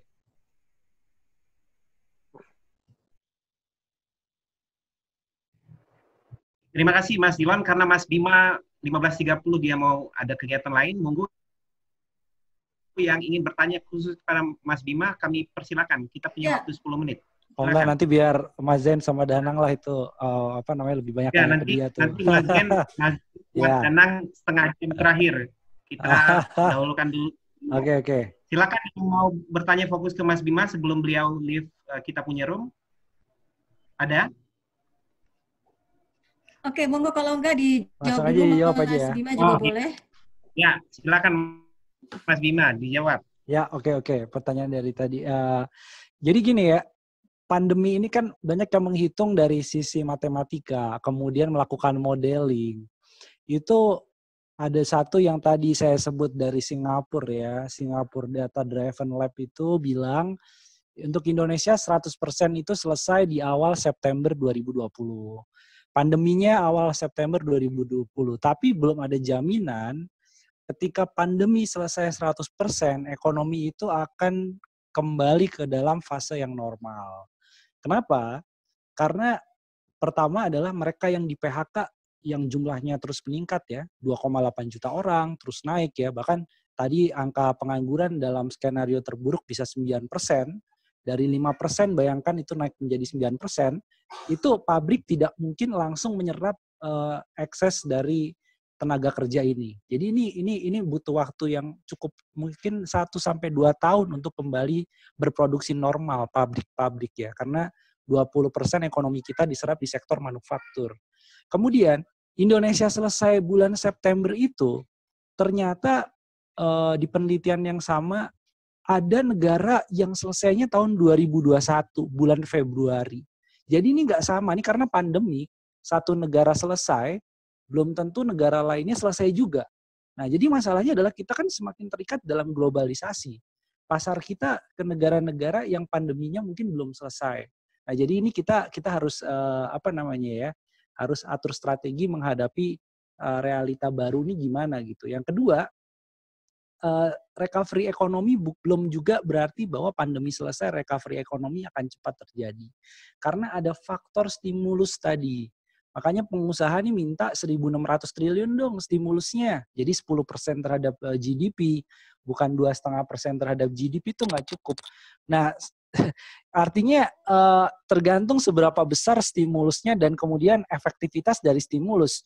Kalau misalkan 1.600 triliun dimasukin ke kartu prakerja semua dan kartu prakerjanya malah bikin video online kayak sekarang, ya tetap aja percuma. Jadi nominal stimulus plus juga efektivitas programnya. Semakin dia tepat sasaran, kayak Singapura misalkan berani memberikan stimulus dengan menggaji karyawannya. Jadi itu yang penting, dan kemudian perusahaan yang sudah diberikan stimulus di Singapura itu haram hukumnya melakukan PHK. Jadi ini yang kita nggak ada di Indonesia. Pengusaha dapat stimulus, mungkin stimulusnya nggak tepat sasaran, udah gitu kemudian PHK masih jalan terus gitu. Jadi perusahaan dapat stimulus, PHK jalan terus. Ini kontradiksi yang terjadi di Indonesia, dan kalau yang kayak begini artinya recovery bisa berjalan lebih lama. Pandemi September selesai, recovery ekonominya mungkin butuh 1-2 tahun ke depan. Kalau saya sih ngelihatnya gitu. Gitu ya Mas Ariska ya? Apa mau lead sekarang Mas Bima? Masih ada waktu untuk merespon yang lain? Sebentar, saya coba cek. Di chat ada pertanyaan kayaknya. Ya, di chat ada pertanyaan dari Mas Putri. Oh ya, Mas Bima, Mas Zain. Oke, nanti Mas Zain yang lebih banyak ya. Ya. Sekali yang agar berubah, banyak sekali yang misalnya riset diperbesar karena ini kita di sini tidak memiliki sudut. Oh iya, justru karena kita ini berdiskusi, kita sudut pandangnya harus berbeda. Kalau sudut pandangnya sama, bukan diskusi. Tapi maksudnya gini, saya menangkap apa yang tadi Mas Zain coba kritik itu adalah bentuk inkonsistensi kebijakan karena konsepnya sudah tidak konsisten gitu. Sementara yang saya tawarkan tadi, perubahan radikal ekonomi adalah konsepsi yang dari awal adalah keselamatan ekonomi, itu tidak bisa di trade off-kan dengan keselamatan kesehatan. Menurut saya dua-duanya itu harus jalan. Jadi artinya apa? Artinya 10 program radikal tadi yang saya tawarkan terkait dengan perubahan ekonomi di tengah pandemi, nah ini kalau berjalan dengan konsisten, ya, artinya pemerintah dari awal melakukan ini, mungkin kita resesinya tidak akan seburuk pandangan lembaga-lembaga lainnya misalnya. Karena kita belum bicara nanti bahwa investor itu salah satu yang bikin dia cabut dari Indonesia, yang bikin dana asing keluar, kata Moody's Investor Service, salah satunya karena pemerintah ini nggak bisa dipercaya, pemerintah Indonesia ini diragukan kemampuannya untuk menangani COVID-19 gitu. Jadi menurut saya ini konsistensi. Jadi konsistensi dengan konsep. Konsepnya apa? Penanganan kesehatan yang benar, kemudian juga komunikasi publik yang clear, dan juga stimulus ekonomi yang tepat sasaran. Nah, jadi kalau katakanlah 10 program yang saya tawarkan tadi dijalankan sama pemerintah dan masyarakat, ya kalau konsisten ya ekonomi kita mungkin bisa rebound tahun 2021 misalnya. Mungkin gitu. Jadi nggak ada perbedaan sebenarnya saya dengan Mas Zain secara prinsip gitu. Saya juga mengkritik pemerintah yang lambat, pemerintah yang nggak konsisten. Tapi mungkin Mas Zain nanti ada tawaran kebijakan apa. Saya tadi 10 program itu adalah tawarannya gitu ya, kebijakan yang harusnya dilakukan dengan konsisten. Mungkin gitu? Ya, Mas Bima, sebelum Mas Bima lead, saya ingin satu penegasan saja sebenarnya dari Mas Bima soal ya ini mungkin bagian dari kehati-hatian pemerintah mengambil kebijakan begitu kan, sehingga kemudian dianggap tidak progresif, dianggap slow untuk merespon segala sesuatu. Nah, gimana pandangan Mas Bima? Bukan masalah kehati-hatian, tapi yang di awal ditunjukkan itu udah jelas adalah denial. Jadi penolakan terhadap sains itu dilakukan di awal-awal. Sehingga tidak mengagetkan misalnya banyak korban positif COVID itu tidak ketahuan, gitu kan? Tapi kenapa Mas Bima? Ya. Nah, Pak Menkes justru dipuji oleh Pak Presiden hari ini. Oh iya, jelas. Presiden. Apa komentar? Ya jelas ya. Ya jelas, gak mungkin kemudian Terawan, maaf, Anda saya pecat karena tidak berdasarkan pada sains. Sebagai presiden dia harus menyelamatkan wibawa bawahan ya kan, seperti yang dilakukan ketika Belva dan Taufan mundur misalkan dari staf sus milenial. Tapi kan itu tidak menggambarkan realita bahwa pertama kali yang terjadi bukan hati-hati, tapi justru menyepelekan. Coba hati-hati dan menyepelekan saya kira dua hal yang berbeda. Menyepelekan misalnya corona nggak masuk karena perizinannya susah. Apa hubungannya corona dengan perizinan? Ini kan jadi bercanda-bercandaan. Kemudian minum susu kuda liar, atau bagi Muslim nih karena doa kunut kita gitu. Akhirnya itu jadi sangat-sangat tidak sains. Bukan saya kemudian mengkritik tidak pentingnya doa kunut gitu, tapi ada konteksnya, dia harus diucapkan itu terkait dengan pernyataan-pernyataan tadi sehingga tidak disebut sebagai menyepelekan. Yang terjadi adalah denial. Harvard itu bikin penelitian kemudian diragukan, terus denial itu. Kemudian yang lucu adalah pengumuman pasien 01 itu dilakukan beberapa hari setelah IMF membuka kemungkinan penambahan utang untuk negara-negara yang mengalami pandemi COVID-19. Jadi saya nggak ngerti itu pasien 01 apa hubungannya dengan IMF yang mengumumkan mau nambah utang gitu. Jangan-jangan itu dia kan sinyal gitu kan. Jadi kan pengen ngomong bahwa ini ada pasien 01 nih ketahuan. Oke, mungkin IMF akan masuk gitu ya. Sehingga ada perpu yang memperbolehkan itu dan diamankan dengan pasal 27. Jadi ini bukan masalah hati-hati, tapi ini entah menyepelekan atau ada skenario besar gitu ya untuk kemudian di tengah pandemi ini ada penunggang gelapnya diberikan pintu masuk khususnya di pasal 27 dalam Perpu 1 2020 ya. Kebijakan nggak bisa dipidana, diperdata, tidak bisa dianggap kerugian negara, tidak bisa digugat ke PT UN.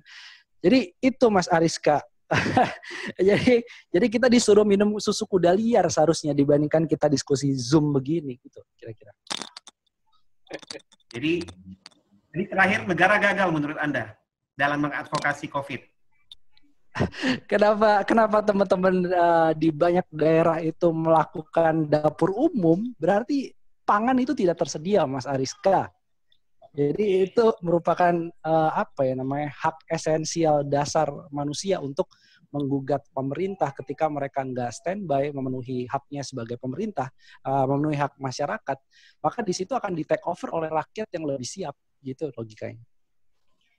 Oke, sebelum pergi nih Bim, ada satu pertanyaan nih, karena di sini banyaknya kan milenial nih.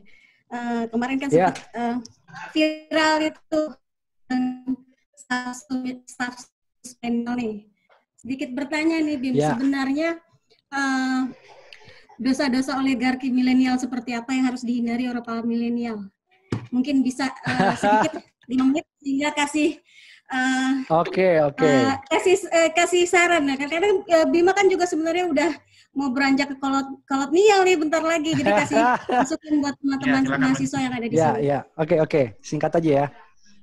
Yang pertama, kalau Anda itu ambil jabatan publik dan di situ ada pajak rakyat, 51 juta per bulan untuk staf sus milenial, Anda harus berani meninggalkan interest dari bisnisnya. Jadi nggak mungkin CEO merangkap menjadi staf sus, walaupun staf sus itu bukan peran eksekutif, tapi di situ udah ada konflik kepentingan. Jadi ini pelajaran penting buat milenial. Yang kedua, jangan kemudian membuat publik menjadi bingung dengan masalah integritas yang sebenarnya sederhana.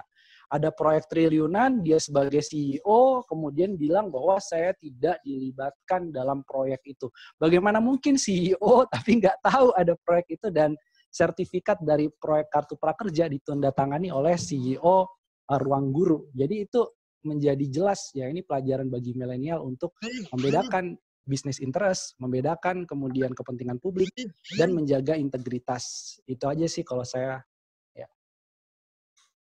Terima kasih Mas Bima kehadirannya.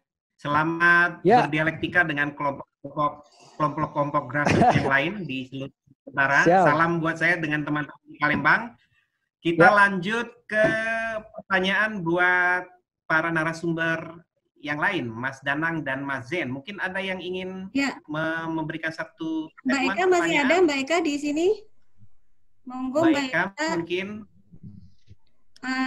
Silakan unmute dan berbicara. Atau dengan ini Fitri Windasari ya? Fitri Windasari? Iya, boleh. Ya, silakan Fitri. Assalamualaikum warahmatullahi wabarakatuh. Ada Mbak Desak juga di sini. Ada Mbak Ana. Ada Vira di sini. Mbak Fitri, silakan Mbak Fitri. Iya, saya mau bertanya, tentang Ya, silakan. sebelumnya saya Fitri Windasari dari Ilmu Pemerintahan, mahasiswa dari Pak Ariska juga kebetulan. Di sini yang saya tanyakan tadi kan banyak kita bahas tentang inovasi-inovasi. Nah, kita juga tahu baru-baru ini pemerintah melalui Pak Presiden juga mencanangkan bahwasanya akan ada pencetakan sawah baru untuk mengatasi krisis pangan. Di sisi lain, pada periode sebelumnya juga kita tahu bahwasanya banyak sawah-sawah yang sudah dicetak oleh beliau, salah satunya 1 juta hektar sawah untuk ketahanan pangan, tapi pun itu tidak bisa mengcover sekarang di era krisis ini. Nah, apakah menurut dari Mas Danang sama Mas Zain ini, apakah ini merupakan salah satu inovasi pemerintah untuk mencetak, bisa dikatakan ini adalah inovasi apa bukan? Kalau misalkan ini inovasi yang tepat, atau jika ini bukan inovasi yang tepat, inovasi seperti apa yang kiranya untuk bisa efektif untuk menangani krisis pangan di era khususnya di Indonesia. Seperti itu. Terima kasih. Ya, lanjut pertanyaan kedua dulu ya, Ariska ya? Ya, silakan. Mas Andi, ada Mas Andi di sini. Silakan, ada yang ingin bertanya lagi? Monggo Mas Andi. Ya. Baik, terima kasih waktunya. Saya Andi dari Bappenas. Ya. Silakan Mas Andi. Pertanyaan saya terkait dengan paparan Mas Danang tadi yang terkait tentang inovasi dan kolaborasi di sesama universitas dan lembaga penelitian. Untuk saat ini kan kita belum melihat nih sejauh mana ada keterlibatan yang kuat antara beberapa kampus dan lembaga penelitian, seperti contohnya saat ini kan seperti inovasi-inovasi alat kesehatan itu hanya diproduksi oleh satu universitas saja. Bagaimana dengan untuk kedepannya itu ada kolaborasi misalnya dari universitas yang sering melakukan penelitian penguatannya di sumber daya alam, itu dikolaborasikan dengan kampus-kampus ataupun lembaga penelitian yang mumpuni dalam penerapan di bidang teknologinya. Seperti itu sih Mas, untuk kedepannya sebagai saran aja dan masukan bagaimana kolaborasi untuk kedepannya. Itu aja. Terima kasih. Terima kasih Mas Andi. Ada yang lain kita tampung dahulu sehingga nanti narasumber bisa menjawab semua. Ya, Mbak siapa? Mbak Eka. Mbak Eka, ada pertanyaan? Siapa dulu nih? Ana atau Mbak Eka? Oh iya, boleh tanya ke yang tadi. Silakan Mbak Ana.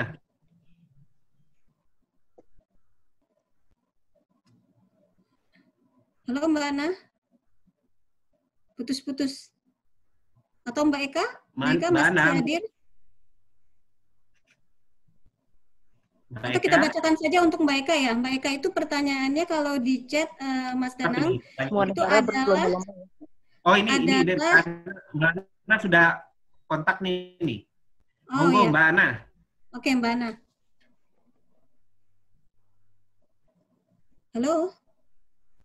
Halo, kayaknya ada masalah dengan koneksi ya.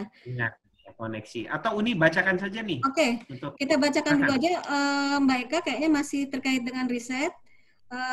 Pertanyaannya adalah bagaimana hasil-hasil riset ini bisa membantu kebijakan COVID-19 di daerah. Jadi tadi beberapa pertanyaan. Monggo nanti Mas Zain juga menjawab soal sawah karena ini ada kontradiksi kebijakan dari sisi politik. Monggo 3 pertanyaan dulu, nanti kita sambung sesi berikutnya kalau ada pertanyaan. Ya, silakan. Saya mungkin persilakan narasumber Mas Danang dahulu ya. Mbak Andri, Uni Andri. Halo. Ya, Mas Danang silakan. Ya, Mas Danang silakan. Ada beberapa pertanyaan tadi. Apakah soal pencetakan sawah ini adalah part of inovasi dari pemerintah? Yang kedua adalah soal bagaimana soal kolaborasi tadi antar universitas, antar kampus, sejauh mana sudah berjalan. Saya persilakan Mas Danang. Terima kasih Mas Arzika. Assalamualaikum warahmatullahi wabarakatuh semuanya. Yang jelas, untuk kedua, saya mau nambahkan sedikit yang pertanyaan dari Mas Koko ya. Tadi penting banget. Kalau ada yang bertanya kapan pandemi bisa berakhir dan kapan kita bisa kembali ke normal, kalau boleh supaya mumpung di sini diskusinya bagus gitu, supaya semua pemahamannya sama nih, kawan-kawan.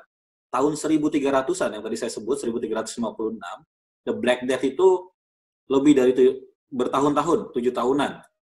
Kemudian virusnya sendiri sampai 1900-an masih ada. Artinya tadi kita sebutkan, benda mati seperti meja, kursi, dan segala macamnya, benda hidup, makhluk hidup terkecil itu bakteri. Virus itu berada di peralihan antara benda mati dan makhluk hidup. Gitu. Jadi mereka merupakan peralihan sehingga tidak bisa dimatikan. Kalau hancur bisa hancur, tapi tidak bisa dimatikan karena mereka cuma DNA RNA saja. Gitu. Jadi masalahnya nyantolnya di mana? Gitu. Karena virus corona ini kalau nyantol di paru-paru ya jadi penyakit gitu. Karena nyantol di inangnya. Kalau nyantolnya di dengkul, di kaki gitu, nggak akan jadi apa-apa gitu. Cuman yang jelas, satu harapan kita saat ini, alhamdulillahnya teknologi sudah makin maju, rumah sakit sudah semakin banyak, yang jelas jauh berbeda dengan tahun 1300 atau tadi disebut flu Spanyol kecil sekali gitu. Kalau dibanding yang Black Death. Black Death itu tahun 1300 tidak sampai Nusantara, hanya terjadi di Eurasia, Eropa dan Asia. Kenapa? Karena alhamdulillah waktu itu belum ada pesawat. Gitu. Jadi ini hal yang sederhana tapi harus dipahami oleh semuanya. Kata-kata memutus rantai segala macam, kebijakan lockdown dan segala macam. Satu hal dari tadi tuh saya kalau bosa Jone apa ya? Ada yang nggak serak Mas Ariska kalau apa namanya dengan kata-kata pemerintah kurang ini segala macam dimanapun siapapun government body-nya. Kebetulan saya lama di swasta. Saya jarang lah, nggak pernah lah berhubungan dengan government. Baru sekarang akhirnya di government sejak periode sebelumnya sempat di Bappenas juga sama Mas Andi. Tadi Mas Andi sebutkan dari Bappenas katanya. Tapi di sini yang akhirnya saya pelajari saat saya di dalam gitu. Artinya saya dulu sama lah kayak Mas Bima zaman waktu masa pergerakan dulu lah, dari sebut aja pergerakan apapun lah di zamannya Gus Dur dan sebelum-sebelumnya gitu. Jadi kita tahu, kita bilang harusnya begini, harusnya begitu. Tapi setelah kita ada di dalamnya dan setelah kita lihat, oh ternyata even di dalam pemerintah pun harus mengikuti prosedur yang ada, tidak bisa semena-mena artinya. Dan saya kira pemerintah saat ini sudah sangat tepat, terlepas dari semua kontroversi yang ada. Contoh misalkan kebijakan terkait PSBB. Kenapa tidak kata-kata lockdown gitu? Karena saya nggak kebayang ya, kalau sekarang aja PSBB aja masih banyak yang nggak percaya gitu. Pemahaman kita nggak sama nih. Mungkin kawan-kawan di sini pemahamannya sudah sangat dalam. Tapi banyak sekali, kita berapa persen dari rakyat Indonesia? Banyak sekali yang masih, apa sih virus apa sih? Saya cuma batuk-batuk biasa aja nggak ada masalah. Saya malah sehat sama sekali nih, walaupun sudah positif gitu. Artinya, ya iya mungkin virusnya udah nyantol, tapi nyantolnya itu belum yang di inangnya pas gitu loh. Nah, ini bisa banyak yang terjadi, tapi pemahaman orang yang berbeda-beda ini tadi, dan kayaknya sesuai dengan karakternya bangsa kita yang sangat beragam, dan kita menghormati semua pendapat, harus seperti ini, harus seperti itu, dan betul sekali. Cuman yang jelas satu, oke, tadi Bima udah nyebut banyak hal, termasuk dia ngasih solusi juga. Itu yang saya suka dari dia, tidak hanya mengkritik, tapi dia juga memberikan solusi. Beberapa solusi itu juga tidak serta-merta belum dilakukan oleh pemerintah. Artinya ini yang dibaca jangan cuma yang viral-viral doang gitu. Kalau tadi yang saya yang kami sebutkan di Kemenristek. Kemenristek struggling dengan dana terbatas, tapi kita harus berinovasi gitu, dan harus bisa. Alhamdulillah bisa. Dan yang tadi nyambung pertanyaan Mas Andi tadi, alhamdulillah dengan perguruan tinggi tidak hanya 1-2 saja yang terblow up, satu saja ventilator dari satu universitas saja. Padahal dari kampus itu sendiri ada beberapa ventilator yang diajukan. Dari kampus yang lain ada dari UI, dari ITS, dari mana-mana gitu. Jadi banyak sekali, dan itu satu hal. Belum lagi nanti yang terpenting saat ini adalah bagaimana riset itu tidak menjadi hanya prototyping, hanya menjadi laporan. Itu selama ini kendalanya. Nah, kita mendorong Kemenristek BRIN mendorong gimana caranya hasil-hasil riset ini harus menjadi terhilirisasi, harus jadi barang, harus jadi produk, harus saatnya Indonesia maju gitu. Jangan jadi penonton, jangan jadi pembeli, konsumen saja. Saatnya kita buat, kita pretelin gimana Korea bisa maju. Karena Korea, dia ambil mobil Toyota dari Jepang, dia pretelin mobil Jepang. Sekarang silakan ke Korea, nggak ada mobil Toyota. Hyundai, Kia, segala macam itu mereka saking, walaupun dekat sekali, kalau secara distribusi Korea Jepang dekat sekali, tapi mereka saking menghargai inovasi negerinya sendiri. Tapi sekarang kalau saya tanya ke kawan-kawan yang ada di sini, ini ada obat A, ini anggaplah dari Amerika, ada obat B, anggaplah dari Inggris gitu, ilmuwan Oxford. Tadi di sini menyatakan ilmuwan Oxford, hasil studi Singapura gitu. Cuman banyak hasil karya-karya negeri yang harus kita hargai, yang tadi kita dorong dari Kemenristek, itu hasil karya-karya anak bangsa, baik dari perguruan tinggi ataupun umum, yang kita dorong ke industri, yang kita jadiin dan harus dipakai gitu. Nah, saatnya dengan pandemi ini kita jadi saling bahu-membahu, saling merangkul semua, lupakan semua perbedaan segala macam. Husnuzonnya keluar, oke, bismillah, kita kerjain ini bareng-bareng, hayu di sisi yang mana gitu. Di sisi yang mana yang kita bisa kerjakan bareng-bareng.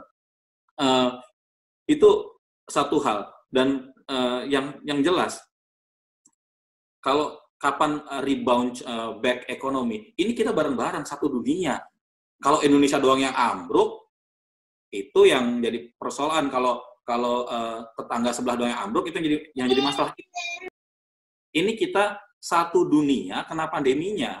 Jadi nggak cuma ekonomi Indonesia saja yang turun, semua ekonomi di seluruh dunia, semua negara-negara turun. Artinya, kalau tadinya kita di sini, terus kita turun sendirian, itu jadi masalah. Tapi kalau kita turun rame-rame, seluruh negara turun rame-rame, kita punya standar baru lagi, kita bisa berjuang baru lagi. Dan saat ini, saatnya Indonesia maju.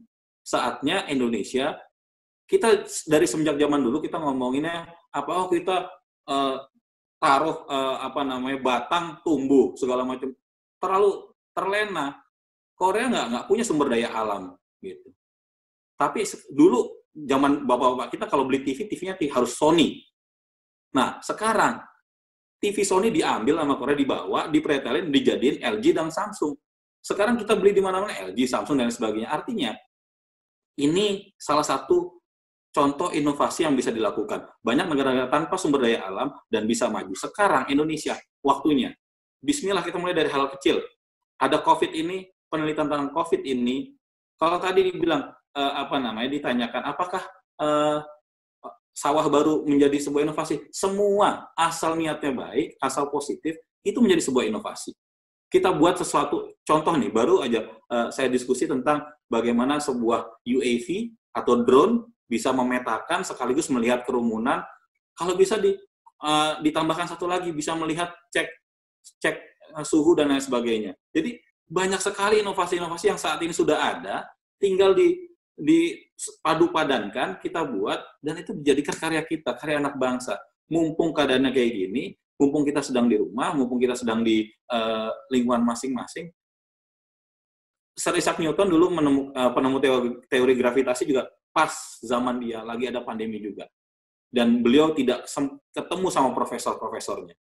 Dan karena itulah akhirnya beliau bisa belajar lebih banyak, bisa membuat lebih banyak. Dan yang terpenting, saya setuju tadi kalau ada dapur umum, kita bareng-bareng. Apakah di situ tidak ada peran pemerintah? Sama, pemerintah bareng, masyarakat bareng, ayo bareng-bareng gitu. Nggak ada yang Superman, nggak ada gitu. Kita semua bareng, kita cuma sama. Yuk Bismillah, yuk maju bareng-bareng, naik. Ini apa nih, mumpung pandemi ini nih, gitu. Yang jelas satu hal, mumpung pandemi ini kita jadikan saatnya berinovasi di segala bidang, baik saat pandemi atau yang tadi saya sebut setelah pandemi. Setelah pandemi akan terjadi the new normal. Normal yang saat ini kita tahu mungkin berbeda dengan setelah pandemi. Setelah tahun 1350-60-an di Eropa terjadi Renaissance. Renaissance itu abad pembaharuannya Eropa. Kenapa? Karena orang jatuh dari keterpurukan. Dan yang meninggal saat itu 75 juta sampai ratusan juta jiwa, bukan positif, meninggal. Ratusan juta. Jadi kalau orang nonton film Thanos, ya kayak film Thanos gitu loh. Apa namanya? Itu yang terjadi dan saat inilah saatnya kita bahu-membahu, dan Indonesia terkenal dengan bahu-membahu, terkenal dengan gotong royong. Ayo gotong royong, tanpa saling menyalahkan, tanpa saling menjatuhkan. Pendapat A bagus, pendapat B bagus, kalau digabungkan akan lebih bagus. Husnuzon, insya Allah nggak ada yang berniat jahat dan segala macam. Kalau ada yang jahat, kita ini rame-rame. Kita tahu lah mana yang baik, mana yang buruk dan segala macam. Yang jelas saat ini kuncinya bukan terletak pada sumber daya alam, tapi bagaimana kita berinovasi dalam segala bidang. Itu saja Pak Moderator, semoga menjawab pertanyaannya. Matur nuwun. Assalamualaikum warahmatullahi wabarakatuh. Terima kasih Mas Danang. Memang harus percaya bahwa there is a light at the end of the tunnel, begitu kan? Jadi selalu ada lampu penerang di jalan yang akhir, begitu. Saya mungkin lanjut ke Mas Zen. Mas Zen, apa masih dengar kami, Mas Zen? Ya, siap Bang. Silakan Mas Zen, uraiannya. Monggo. Oke. Sebentar Mas Zen, dipotong sedikit biar nanti sekalian dielaborasi. Ya. Mungkin ada juga pertanyaan. Ada pertanyaan ya? Ya, dari saya boleh. Pak Moderator, saya mau ikut nanya nih. Hostnya silakan dong, nanya dong, biar nggak ngantuk juga kan. Silakan. Ya, jadi nanti mungkin Mas Zen selain elaborasi pertanyaan tadi, monggo dikasih sedikit masukan inovasi bagaimana pemerintah mengemas komunikasinya kepada publik. Karena kan mungkin beberapa dari pertanyaan teman-teman yang ada di chat adalah pemerintah sudah bekerja banyak, tapi kemudian ya Mbak Desak ya. Tapi kemudian mungkin hal itu yang tidak sampai kepada publik. Gimana tata kelola government untuk bisa diterima di masyarakat luas. Mungkin itu. Ya, pertanyaan bagus tuh Mas Zen. Silakan Mas Zen. Monggo. Oke. Ya yang pertama mungkin terkait dengan ininya pertanyaan ataupun mungkin pernyataan lah ya Pak Putu gitu terkait dengan di sini saja saya dan Bima berbeda pandangan gitu. Saya ingin menanggapi dua poin gitu terkait dengan itu. Yang pertama, kalau orang-orang di luar pemerintahan gitu ya, yang melakukan kontrol terhadap pemerintahan berbeda pendapat, itu nggak ada persoalan gitu. Tapi kalau di tubuh pemerintah itu ada inkonsistensi, di situ masalah besar gitu. Karena pemerintah itu strukturnya hierarkis gitu. Jadi presiden kalau misalnya tidak bisa merintahkan menterinya karena menteri pengen jalan sendiri, lantas kemudian buat apa kita ada struktur pemerintahan begitu gitu. Kalau begitu dibuat sama saja posisi presiden tidak lebih tinggi daripada menteri misalnya. Kalau memang mau seperti itu gitu. Yang kedua, yang saya sampaikan sebetulnya tidak jauh berbeda gitu dengan apa yang disampaikan oleh Bima, bahwa di awal saya sampaikan bahwa kalau di bidang teknologi dan ekonomi, inovasi kebijakannya itu penting. Tapi kalau untuk di aspek politik, yang lebih urgent itu ya konsistensi pemerintah ini gitu. Karena itu tadi persoalan laten pemerintah ini tidak bisa menerapkan kebijakan secara konsisten, nah sehingga menimbulkan kebingungan dan yang lebih parah lagi rasa ketidakadilan gitu. Itu terkait dengan itu tadi gitu. Terus kemudian kapan kemudian kita bisa beraktivitas gitu ya? Kalau pandemi ini sudah dalam tanda kutip bisa terkendalikan gitu. Setidaknya ada dua lah gitu ya. Yang pertama, apakah sampai vaksin tersedia atau sampai terbentuk herd immunity gitu. Tapi karena kalau misal gini, dari banyak studi, kalau misalnya gini, negara-negara yang berhasil menekan angka penyebarannya, itu adalah negara-negara yang melakukan intervensi dengan sangat kuat gitu kebijakannya, gitu. Bukan negara-negara yang melonggarkan aktivitas masyarakatnya. Memang ada negara yang menerapkan lockdown, tapi tidak berhasil. Tapi tidak ada negara yang tidak menerapkan lockdown berhasil, itu nggak ada. Taiwan, Korea Selatan, ataupun Cina, dan lain-lain gitu, Vietnam gitu misalnya, yang dianggap katakanlah berhasil gitu ya, berhasil dalam tanda kutip lah gitu, karena persoalannya masih ada, itu semua menerapkan kebijakan yang sangat tegas gitu.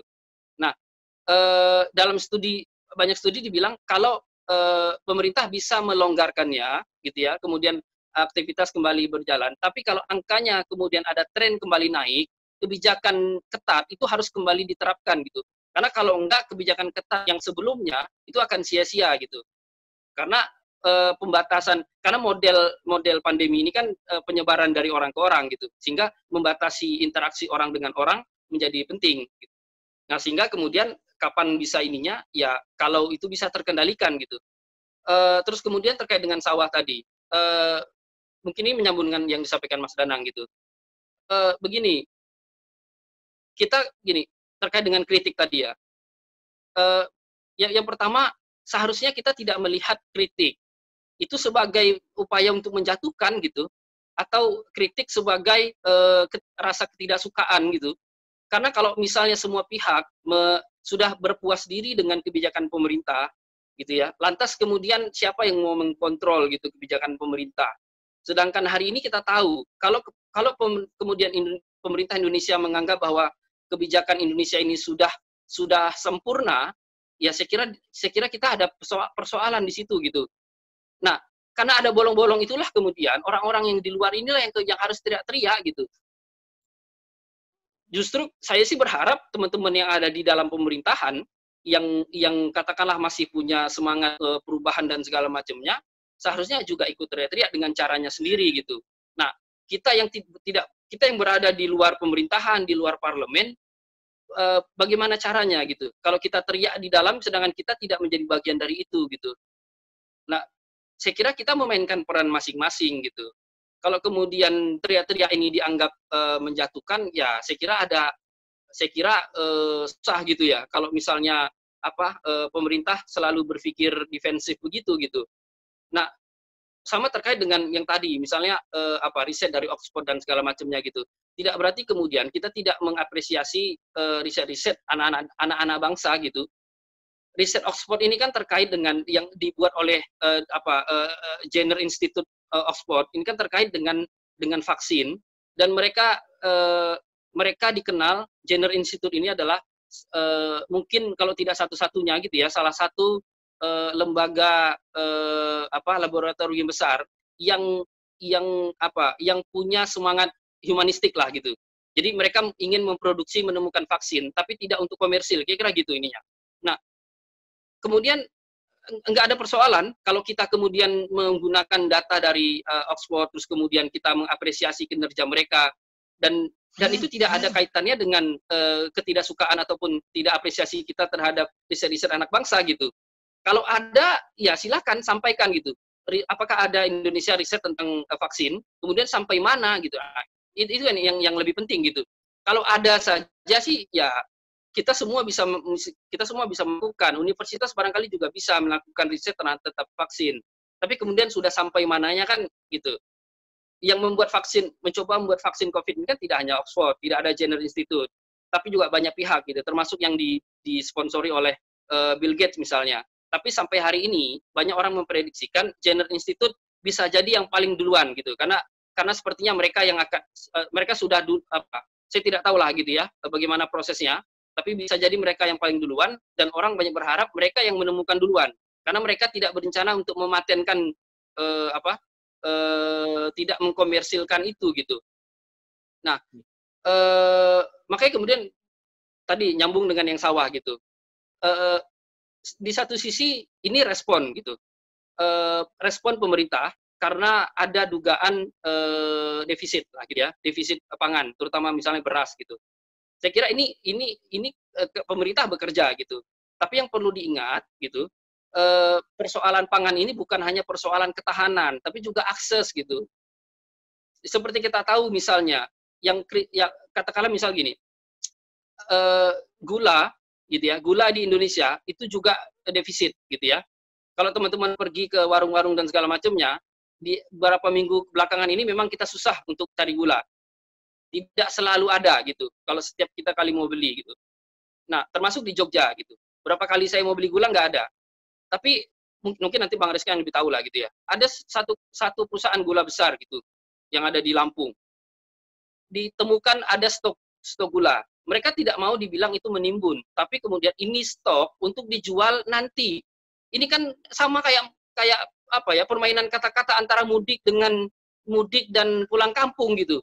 Menimbun dengan stok untuk jual nanti ini gimana gitu ininya. Nah, ini menarik gitu. Nah, jadi persoalan ketahanan pangan tidak hanya persoalan stoknya ada, tapi juga akses gitu. Kalau stoknya ada tapi kemudian tidak bisa diakses oleh masyarakat, ya berarti defisit juga gitu. Krisis juga gitu. Meskipun stoknya tidak defisit. Ya, kira-kira gitu ininya. Nah, Mas Jen, Mas Jen, ini kan ada dua area. Ada area orang yang di luar pemerintah, ada yang di pemerintah. Di internal pemerintah mereka we are doing so much begitu kan. Sementara yang di luar pemerintah melihat wah pemerintah do nothing gitu kan. Ini kan harus ada komunikasi yang baik nih antara dua kelompok ini. Nah, Mas Jen melihatnya governance yang seperti apa, komunikasi yang seperti apa yang harus dibangun terutama oleh pemerintah begitu kepada stakeholder di luar pemerintah begitu, bahwa mereka sudah sesuatu begitu. Gimana kalau menurut Mas Jen? Kalau saya sih pemerintah nggak doing nothing gitu. Pemerintah sudah bekerja gitu ya. Tetapi gini, masih ada persoalan-persoalan di sana. Makanya kenapa saya lebih menitik beratkan pada persoalan konsistensi daripada inovasi gitu. Bagi saya itu tadi, misal gini, tadilah banyak persoalan-persoalan yang terjadi sampai hari ini. Misalnya, kenapa rakyat masih banyak yang belum percaya gitu ya? Meskipun mungkin ada persoalan komunikasi publik, katakanlah komunikasi publik jubir COVID begitu ya. Banyak yang mengkritik bahwa ganti saja deh dengan yang lebih baik gitu misalnya. Mungkin itu juga bisa jadi solusi. Tapi pemerintah juga nggak mau gitu. Sampai hari ini masih jubir yang sama gitu misalnya. Itu di satu sisi ya. Di sisi yang lain, rasa ketidakpuasan itu kan muncul karena, ya menurut saya, karena inkonsistensi itu tadi gitu. Bagaimana kemudian aktor-aktor besar, kalau melakukan pelanggaran, itu nggak ada persoalan gitu. Sedangkan kalau kemudian pelanggaran itu dilakukan oleh mereka yang tidak punya akses terhadap kekuasaan, penindakannya bisa dengan sangat tegas gitu. Nah, dengan kondisi-kondisi seperti ini yang membuat orang kalau begitu kebijakan ini buat siapa gitu. Nah, makanya kemudian kenapa PSBB itu tidak sampai hari ini belum menciptakan tren penurunan gitu. Dia masih naik turun gitu angkanya. Yang paling agak menggembirakan barangkali cuma DKI gitu ya. Itu pun banyak orang yang menganggap, katakanlah misalnya, ya nanti perdebatannya tentang politik lagi gitu ya, peran Anies dan segala macamnya gitu. Nah, nanti orang yang nggak suka Anies, nggak suka Jokowi dan segala macamnya, ya nanti lari ke situ. Saya nggak terlalu tertarik untuk ke wilayah itu gitu. Tapi memang kita bisa lihat gitu, peran Anies ya cukup signifikan, cukup responsif lah gitu ya. Ketika pemerintah di awal-awal masih tadi yang Bima bilang masih cenderung menggunakan COVID sebagai bahan-bahan job misalnya, DKI sudah lebih respon duluan gitu pada kondisi itu misalnya. Sehingga ya mungkin wajar saja kemudian PSBB DKI lebih efektif dari PSBB di tempat-tempat yang lain gitu. Nah, makanya saya bilang tadi, katakanlah kita terima gitu kebijakan PSBB itu, bukan lockdown gitu. Saya bisa memahami konteks psikologisnya lah gitu ya. Kalau kata-kata lockdown itu dipakai, barangkali akan menciptakan kepanikan gitu ya. Berbeda dengan PSBB misalnya. Orang taunya lockdown, tutup semua, tidak bisa ngapa-ngapain dan segala macam, sehingga nanti orang panik buying dan segala macam lah gitu. Nah, saya nggak ada persoalan, katakanlah kita oke, PSBB. Tapi yang jadi persoalan adalah ayo terapkan PSBB ini dengan disiplin gitu. Jangan kemudian tebang pilih gitu. Seperti larangan terbang dan segala macam gitu. Orang dilarang untuk bepergian dan segala macamnya, tapi kemudian ada aspirasi dari kelompok pengusaha dan segala macamnya, dengan sangat cepat direspon bahwa oke, kecuali pengusaha boleh. Nah, kira-kira begitu langsung. Nah, bagaimana dengan orang-orang yang kita nggak menafikan bahwa peran-peran pengusaha penting gitu, tapi kan banyak kelompok masyarakat yang lain ini juga punya peran yang sama pentingnya gitu. Untuk bangsa ini kan bangsa ini kan tidak hanya dibangun oleh pengusaha gitu ya, gitu. Nah, maksud saya kalau mau mendapatkan rasa kepercayaan dari publik gitu, ya konsisten lah gitu dalam penerapan itu gitu. Antara Jokowi dengan Menkes, Jokowi dengan Luhut saja nggak bisa ini gitu. Kalau coba lihat wawancara Najwa di Narasi dengan Pak Jokowi misalnya, Pak Jokowi pun sebetulnya secara tidak langsung mengakui bahwa ada aspirasi yang berbeda antara dia dengan para menteri gitu. Nah, yang jadi persoalan itu tadi gitu. Ini kan hierarkis gitu.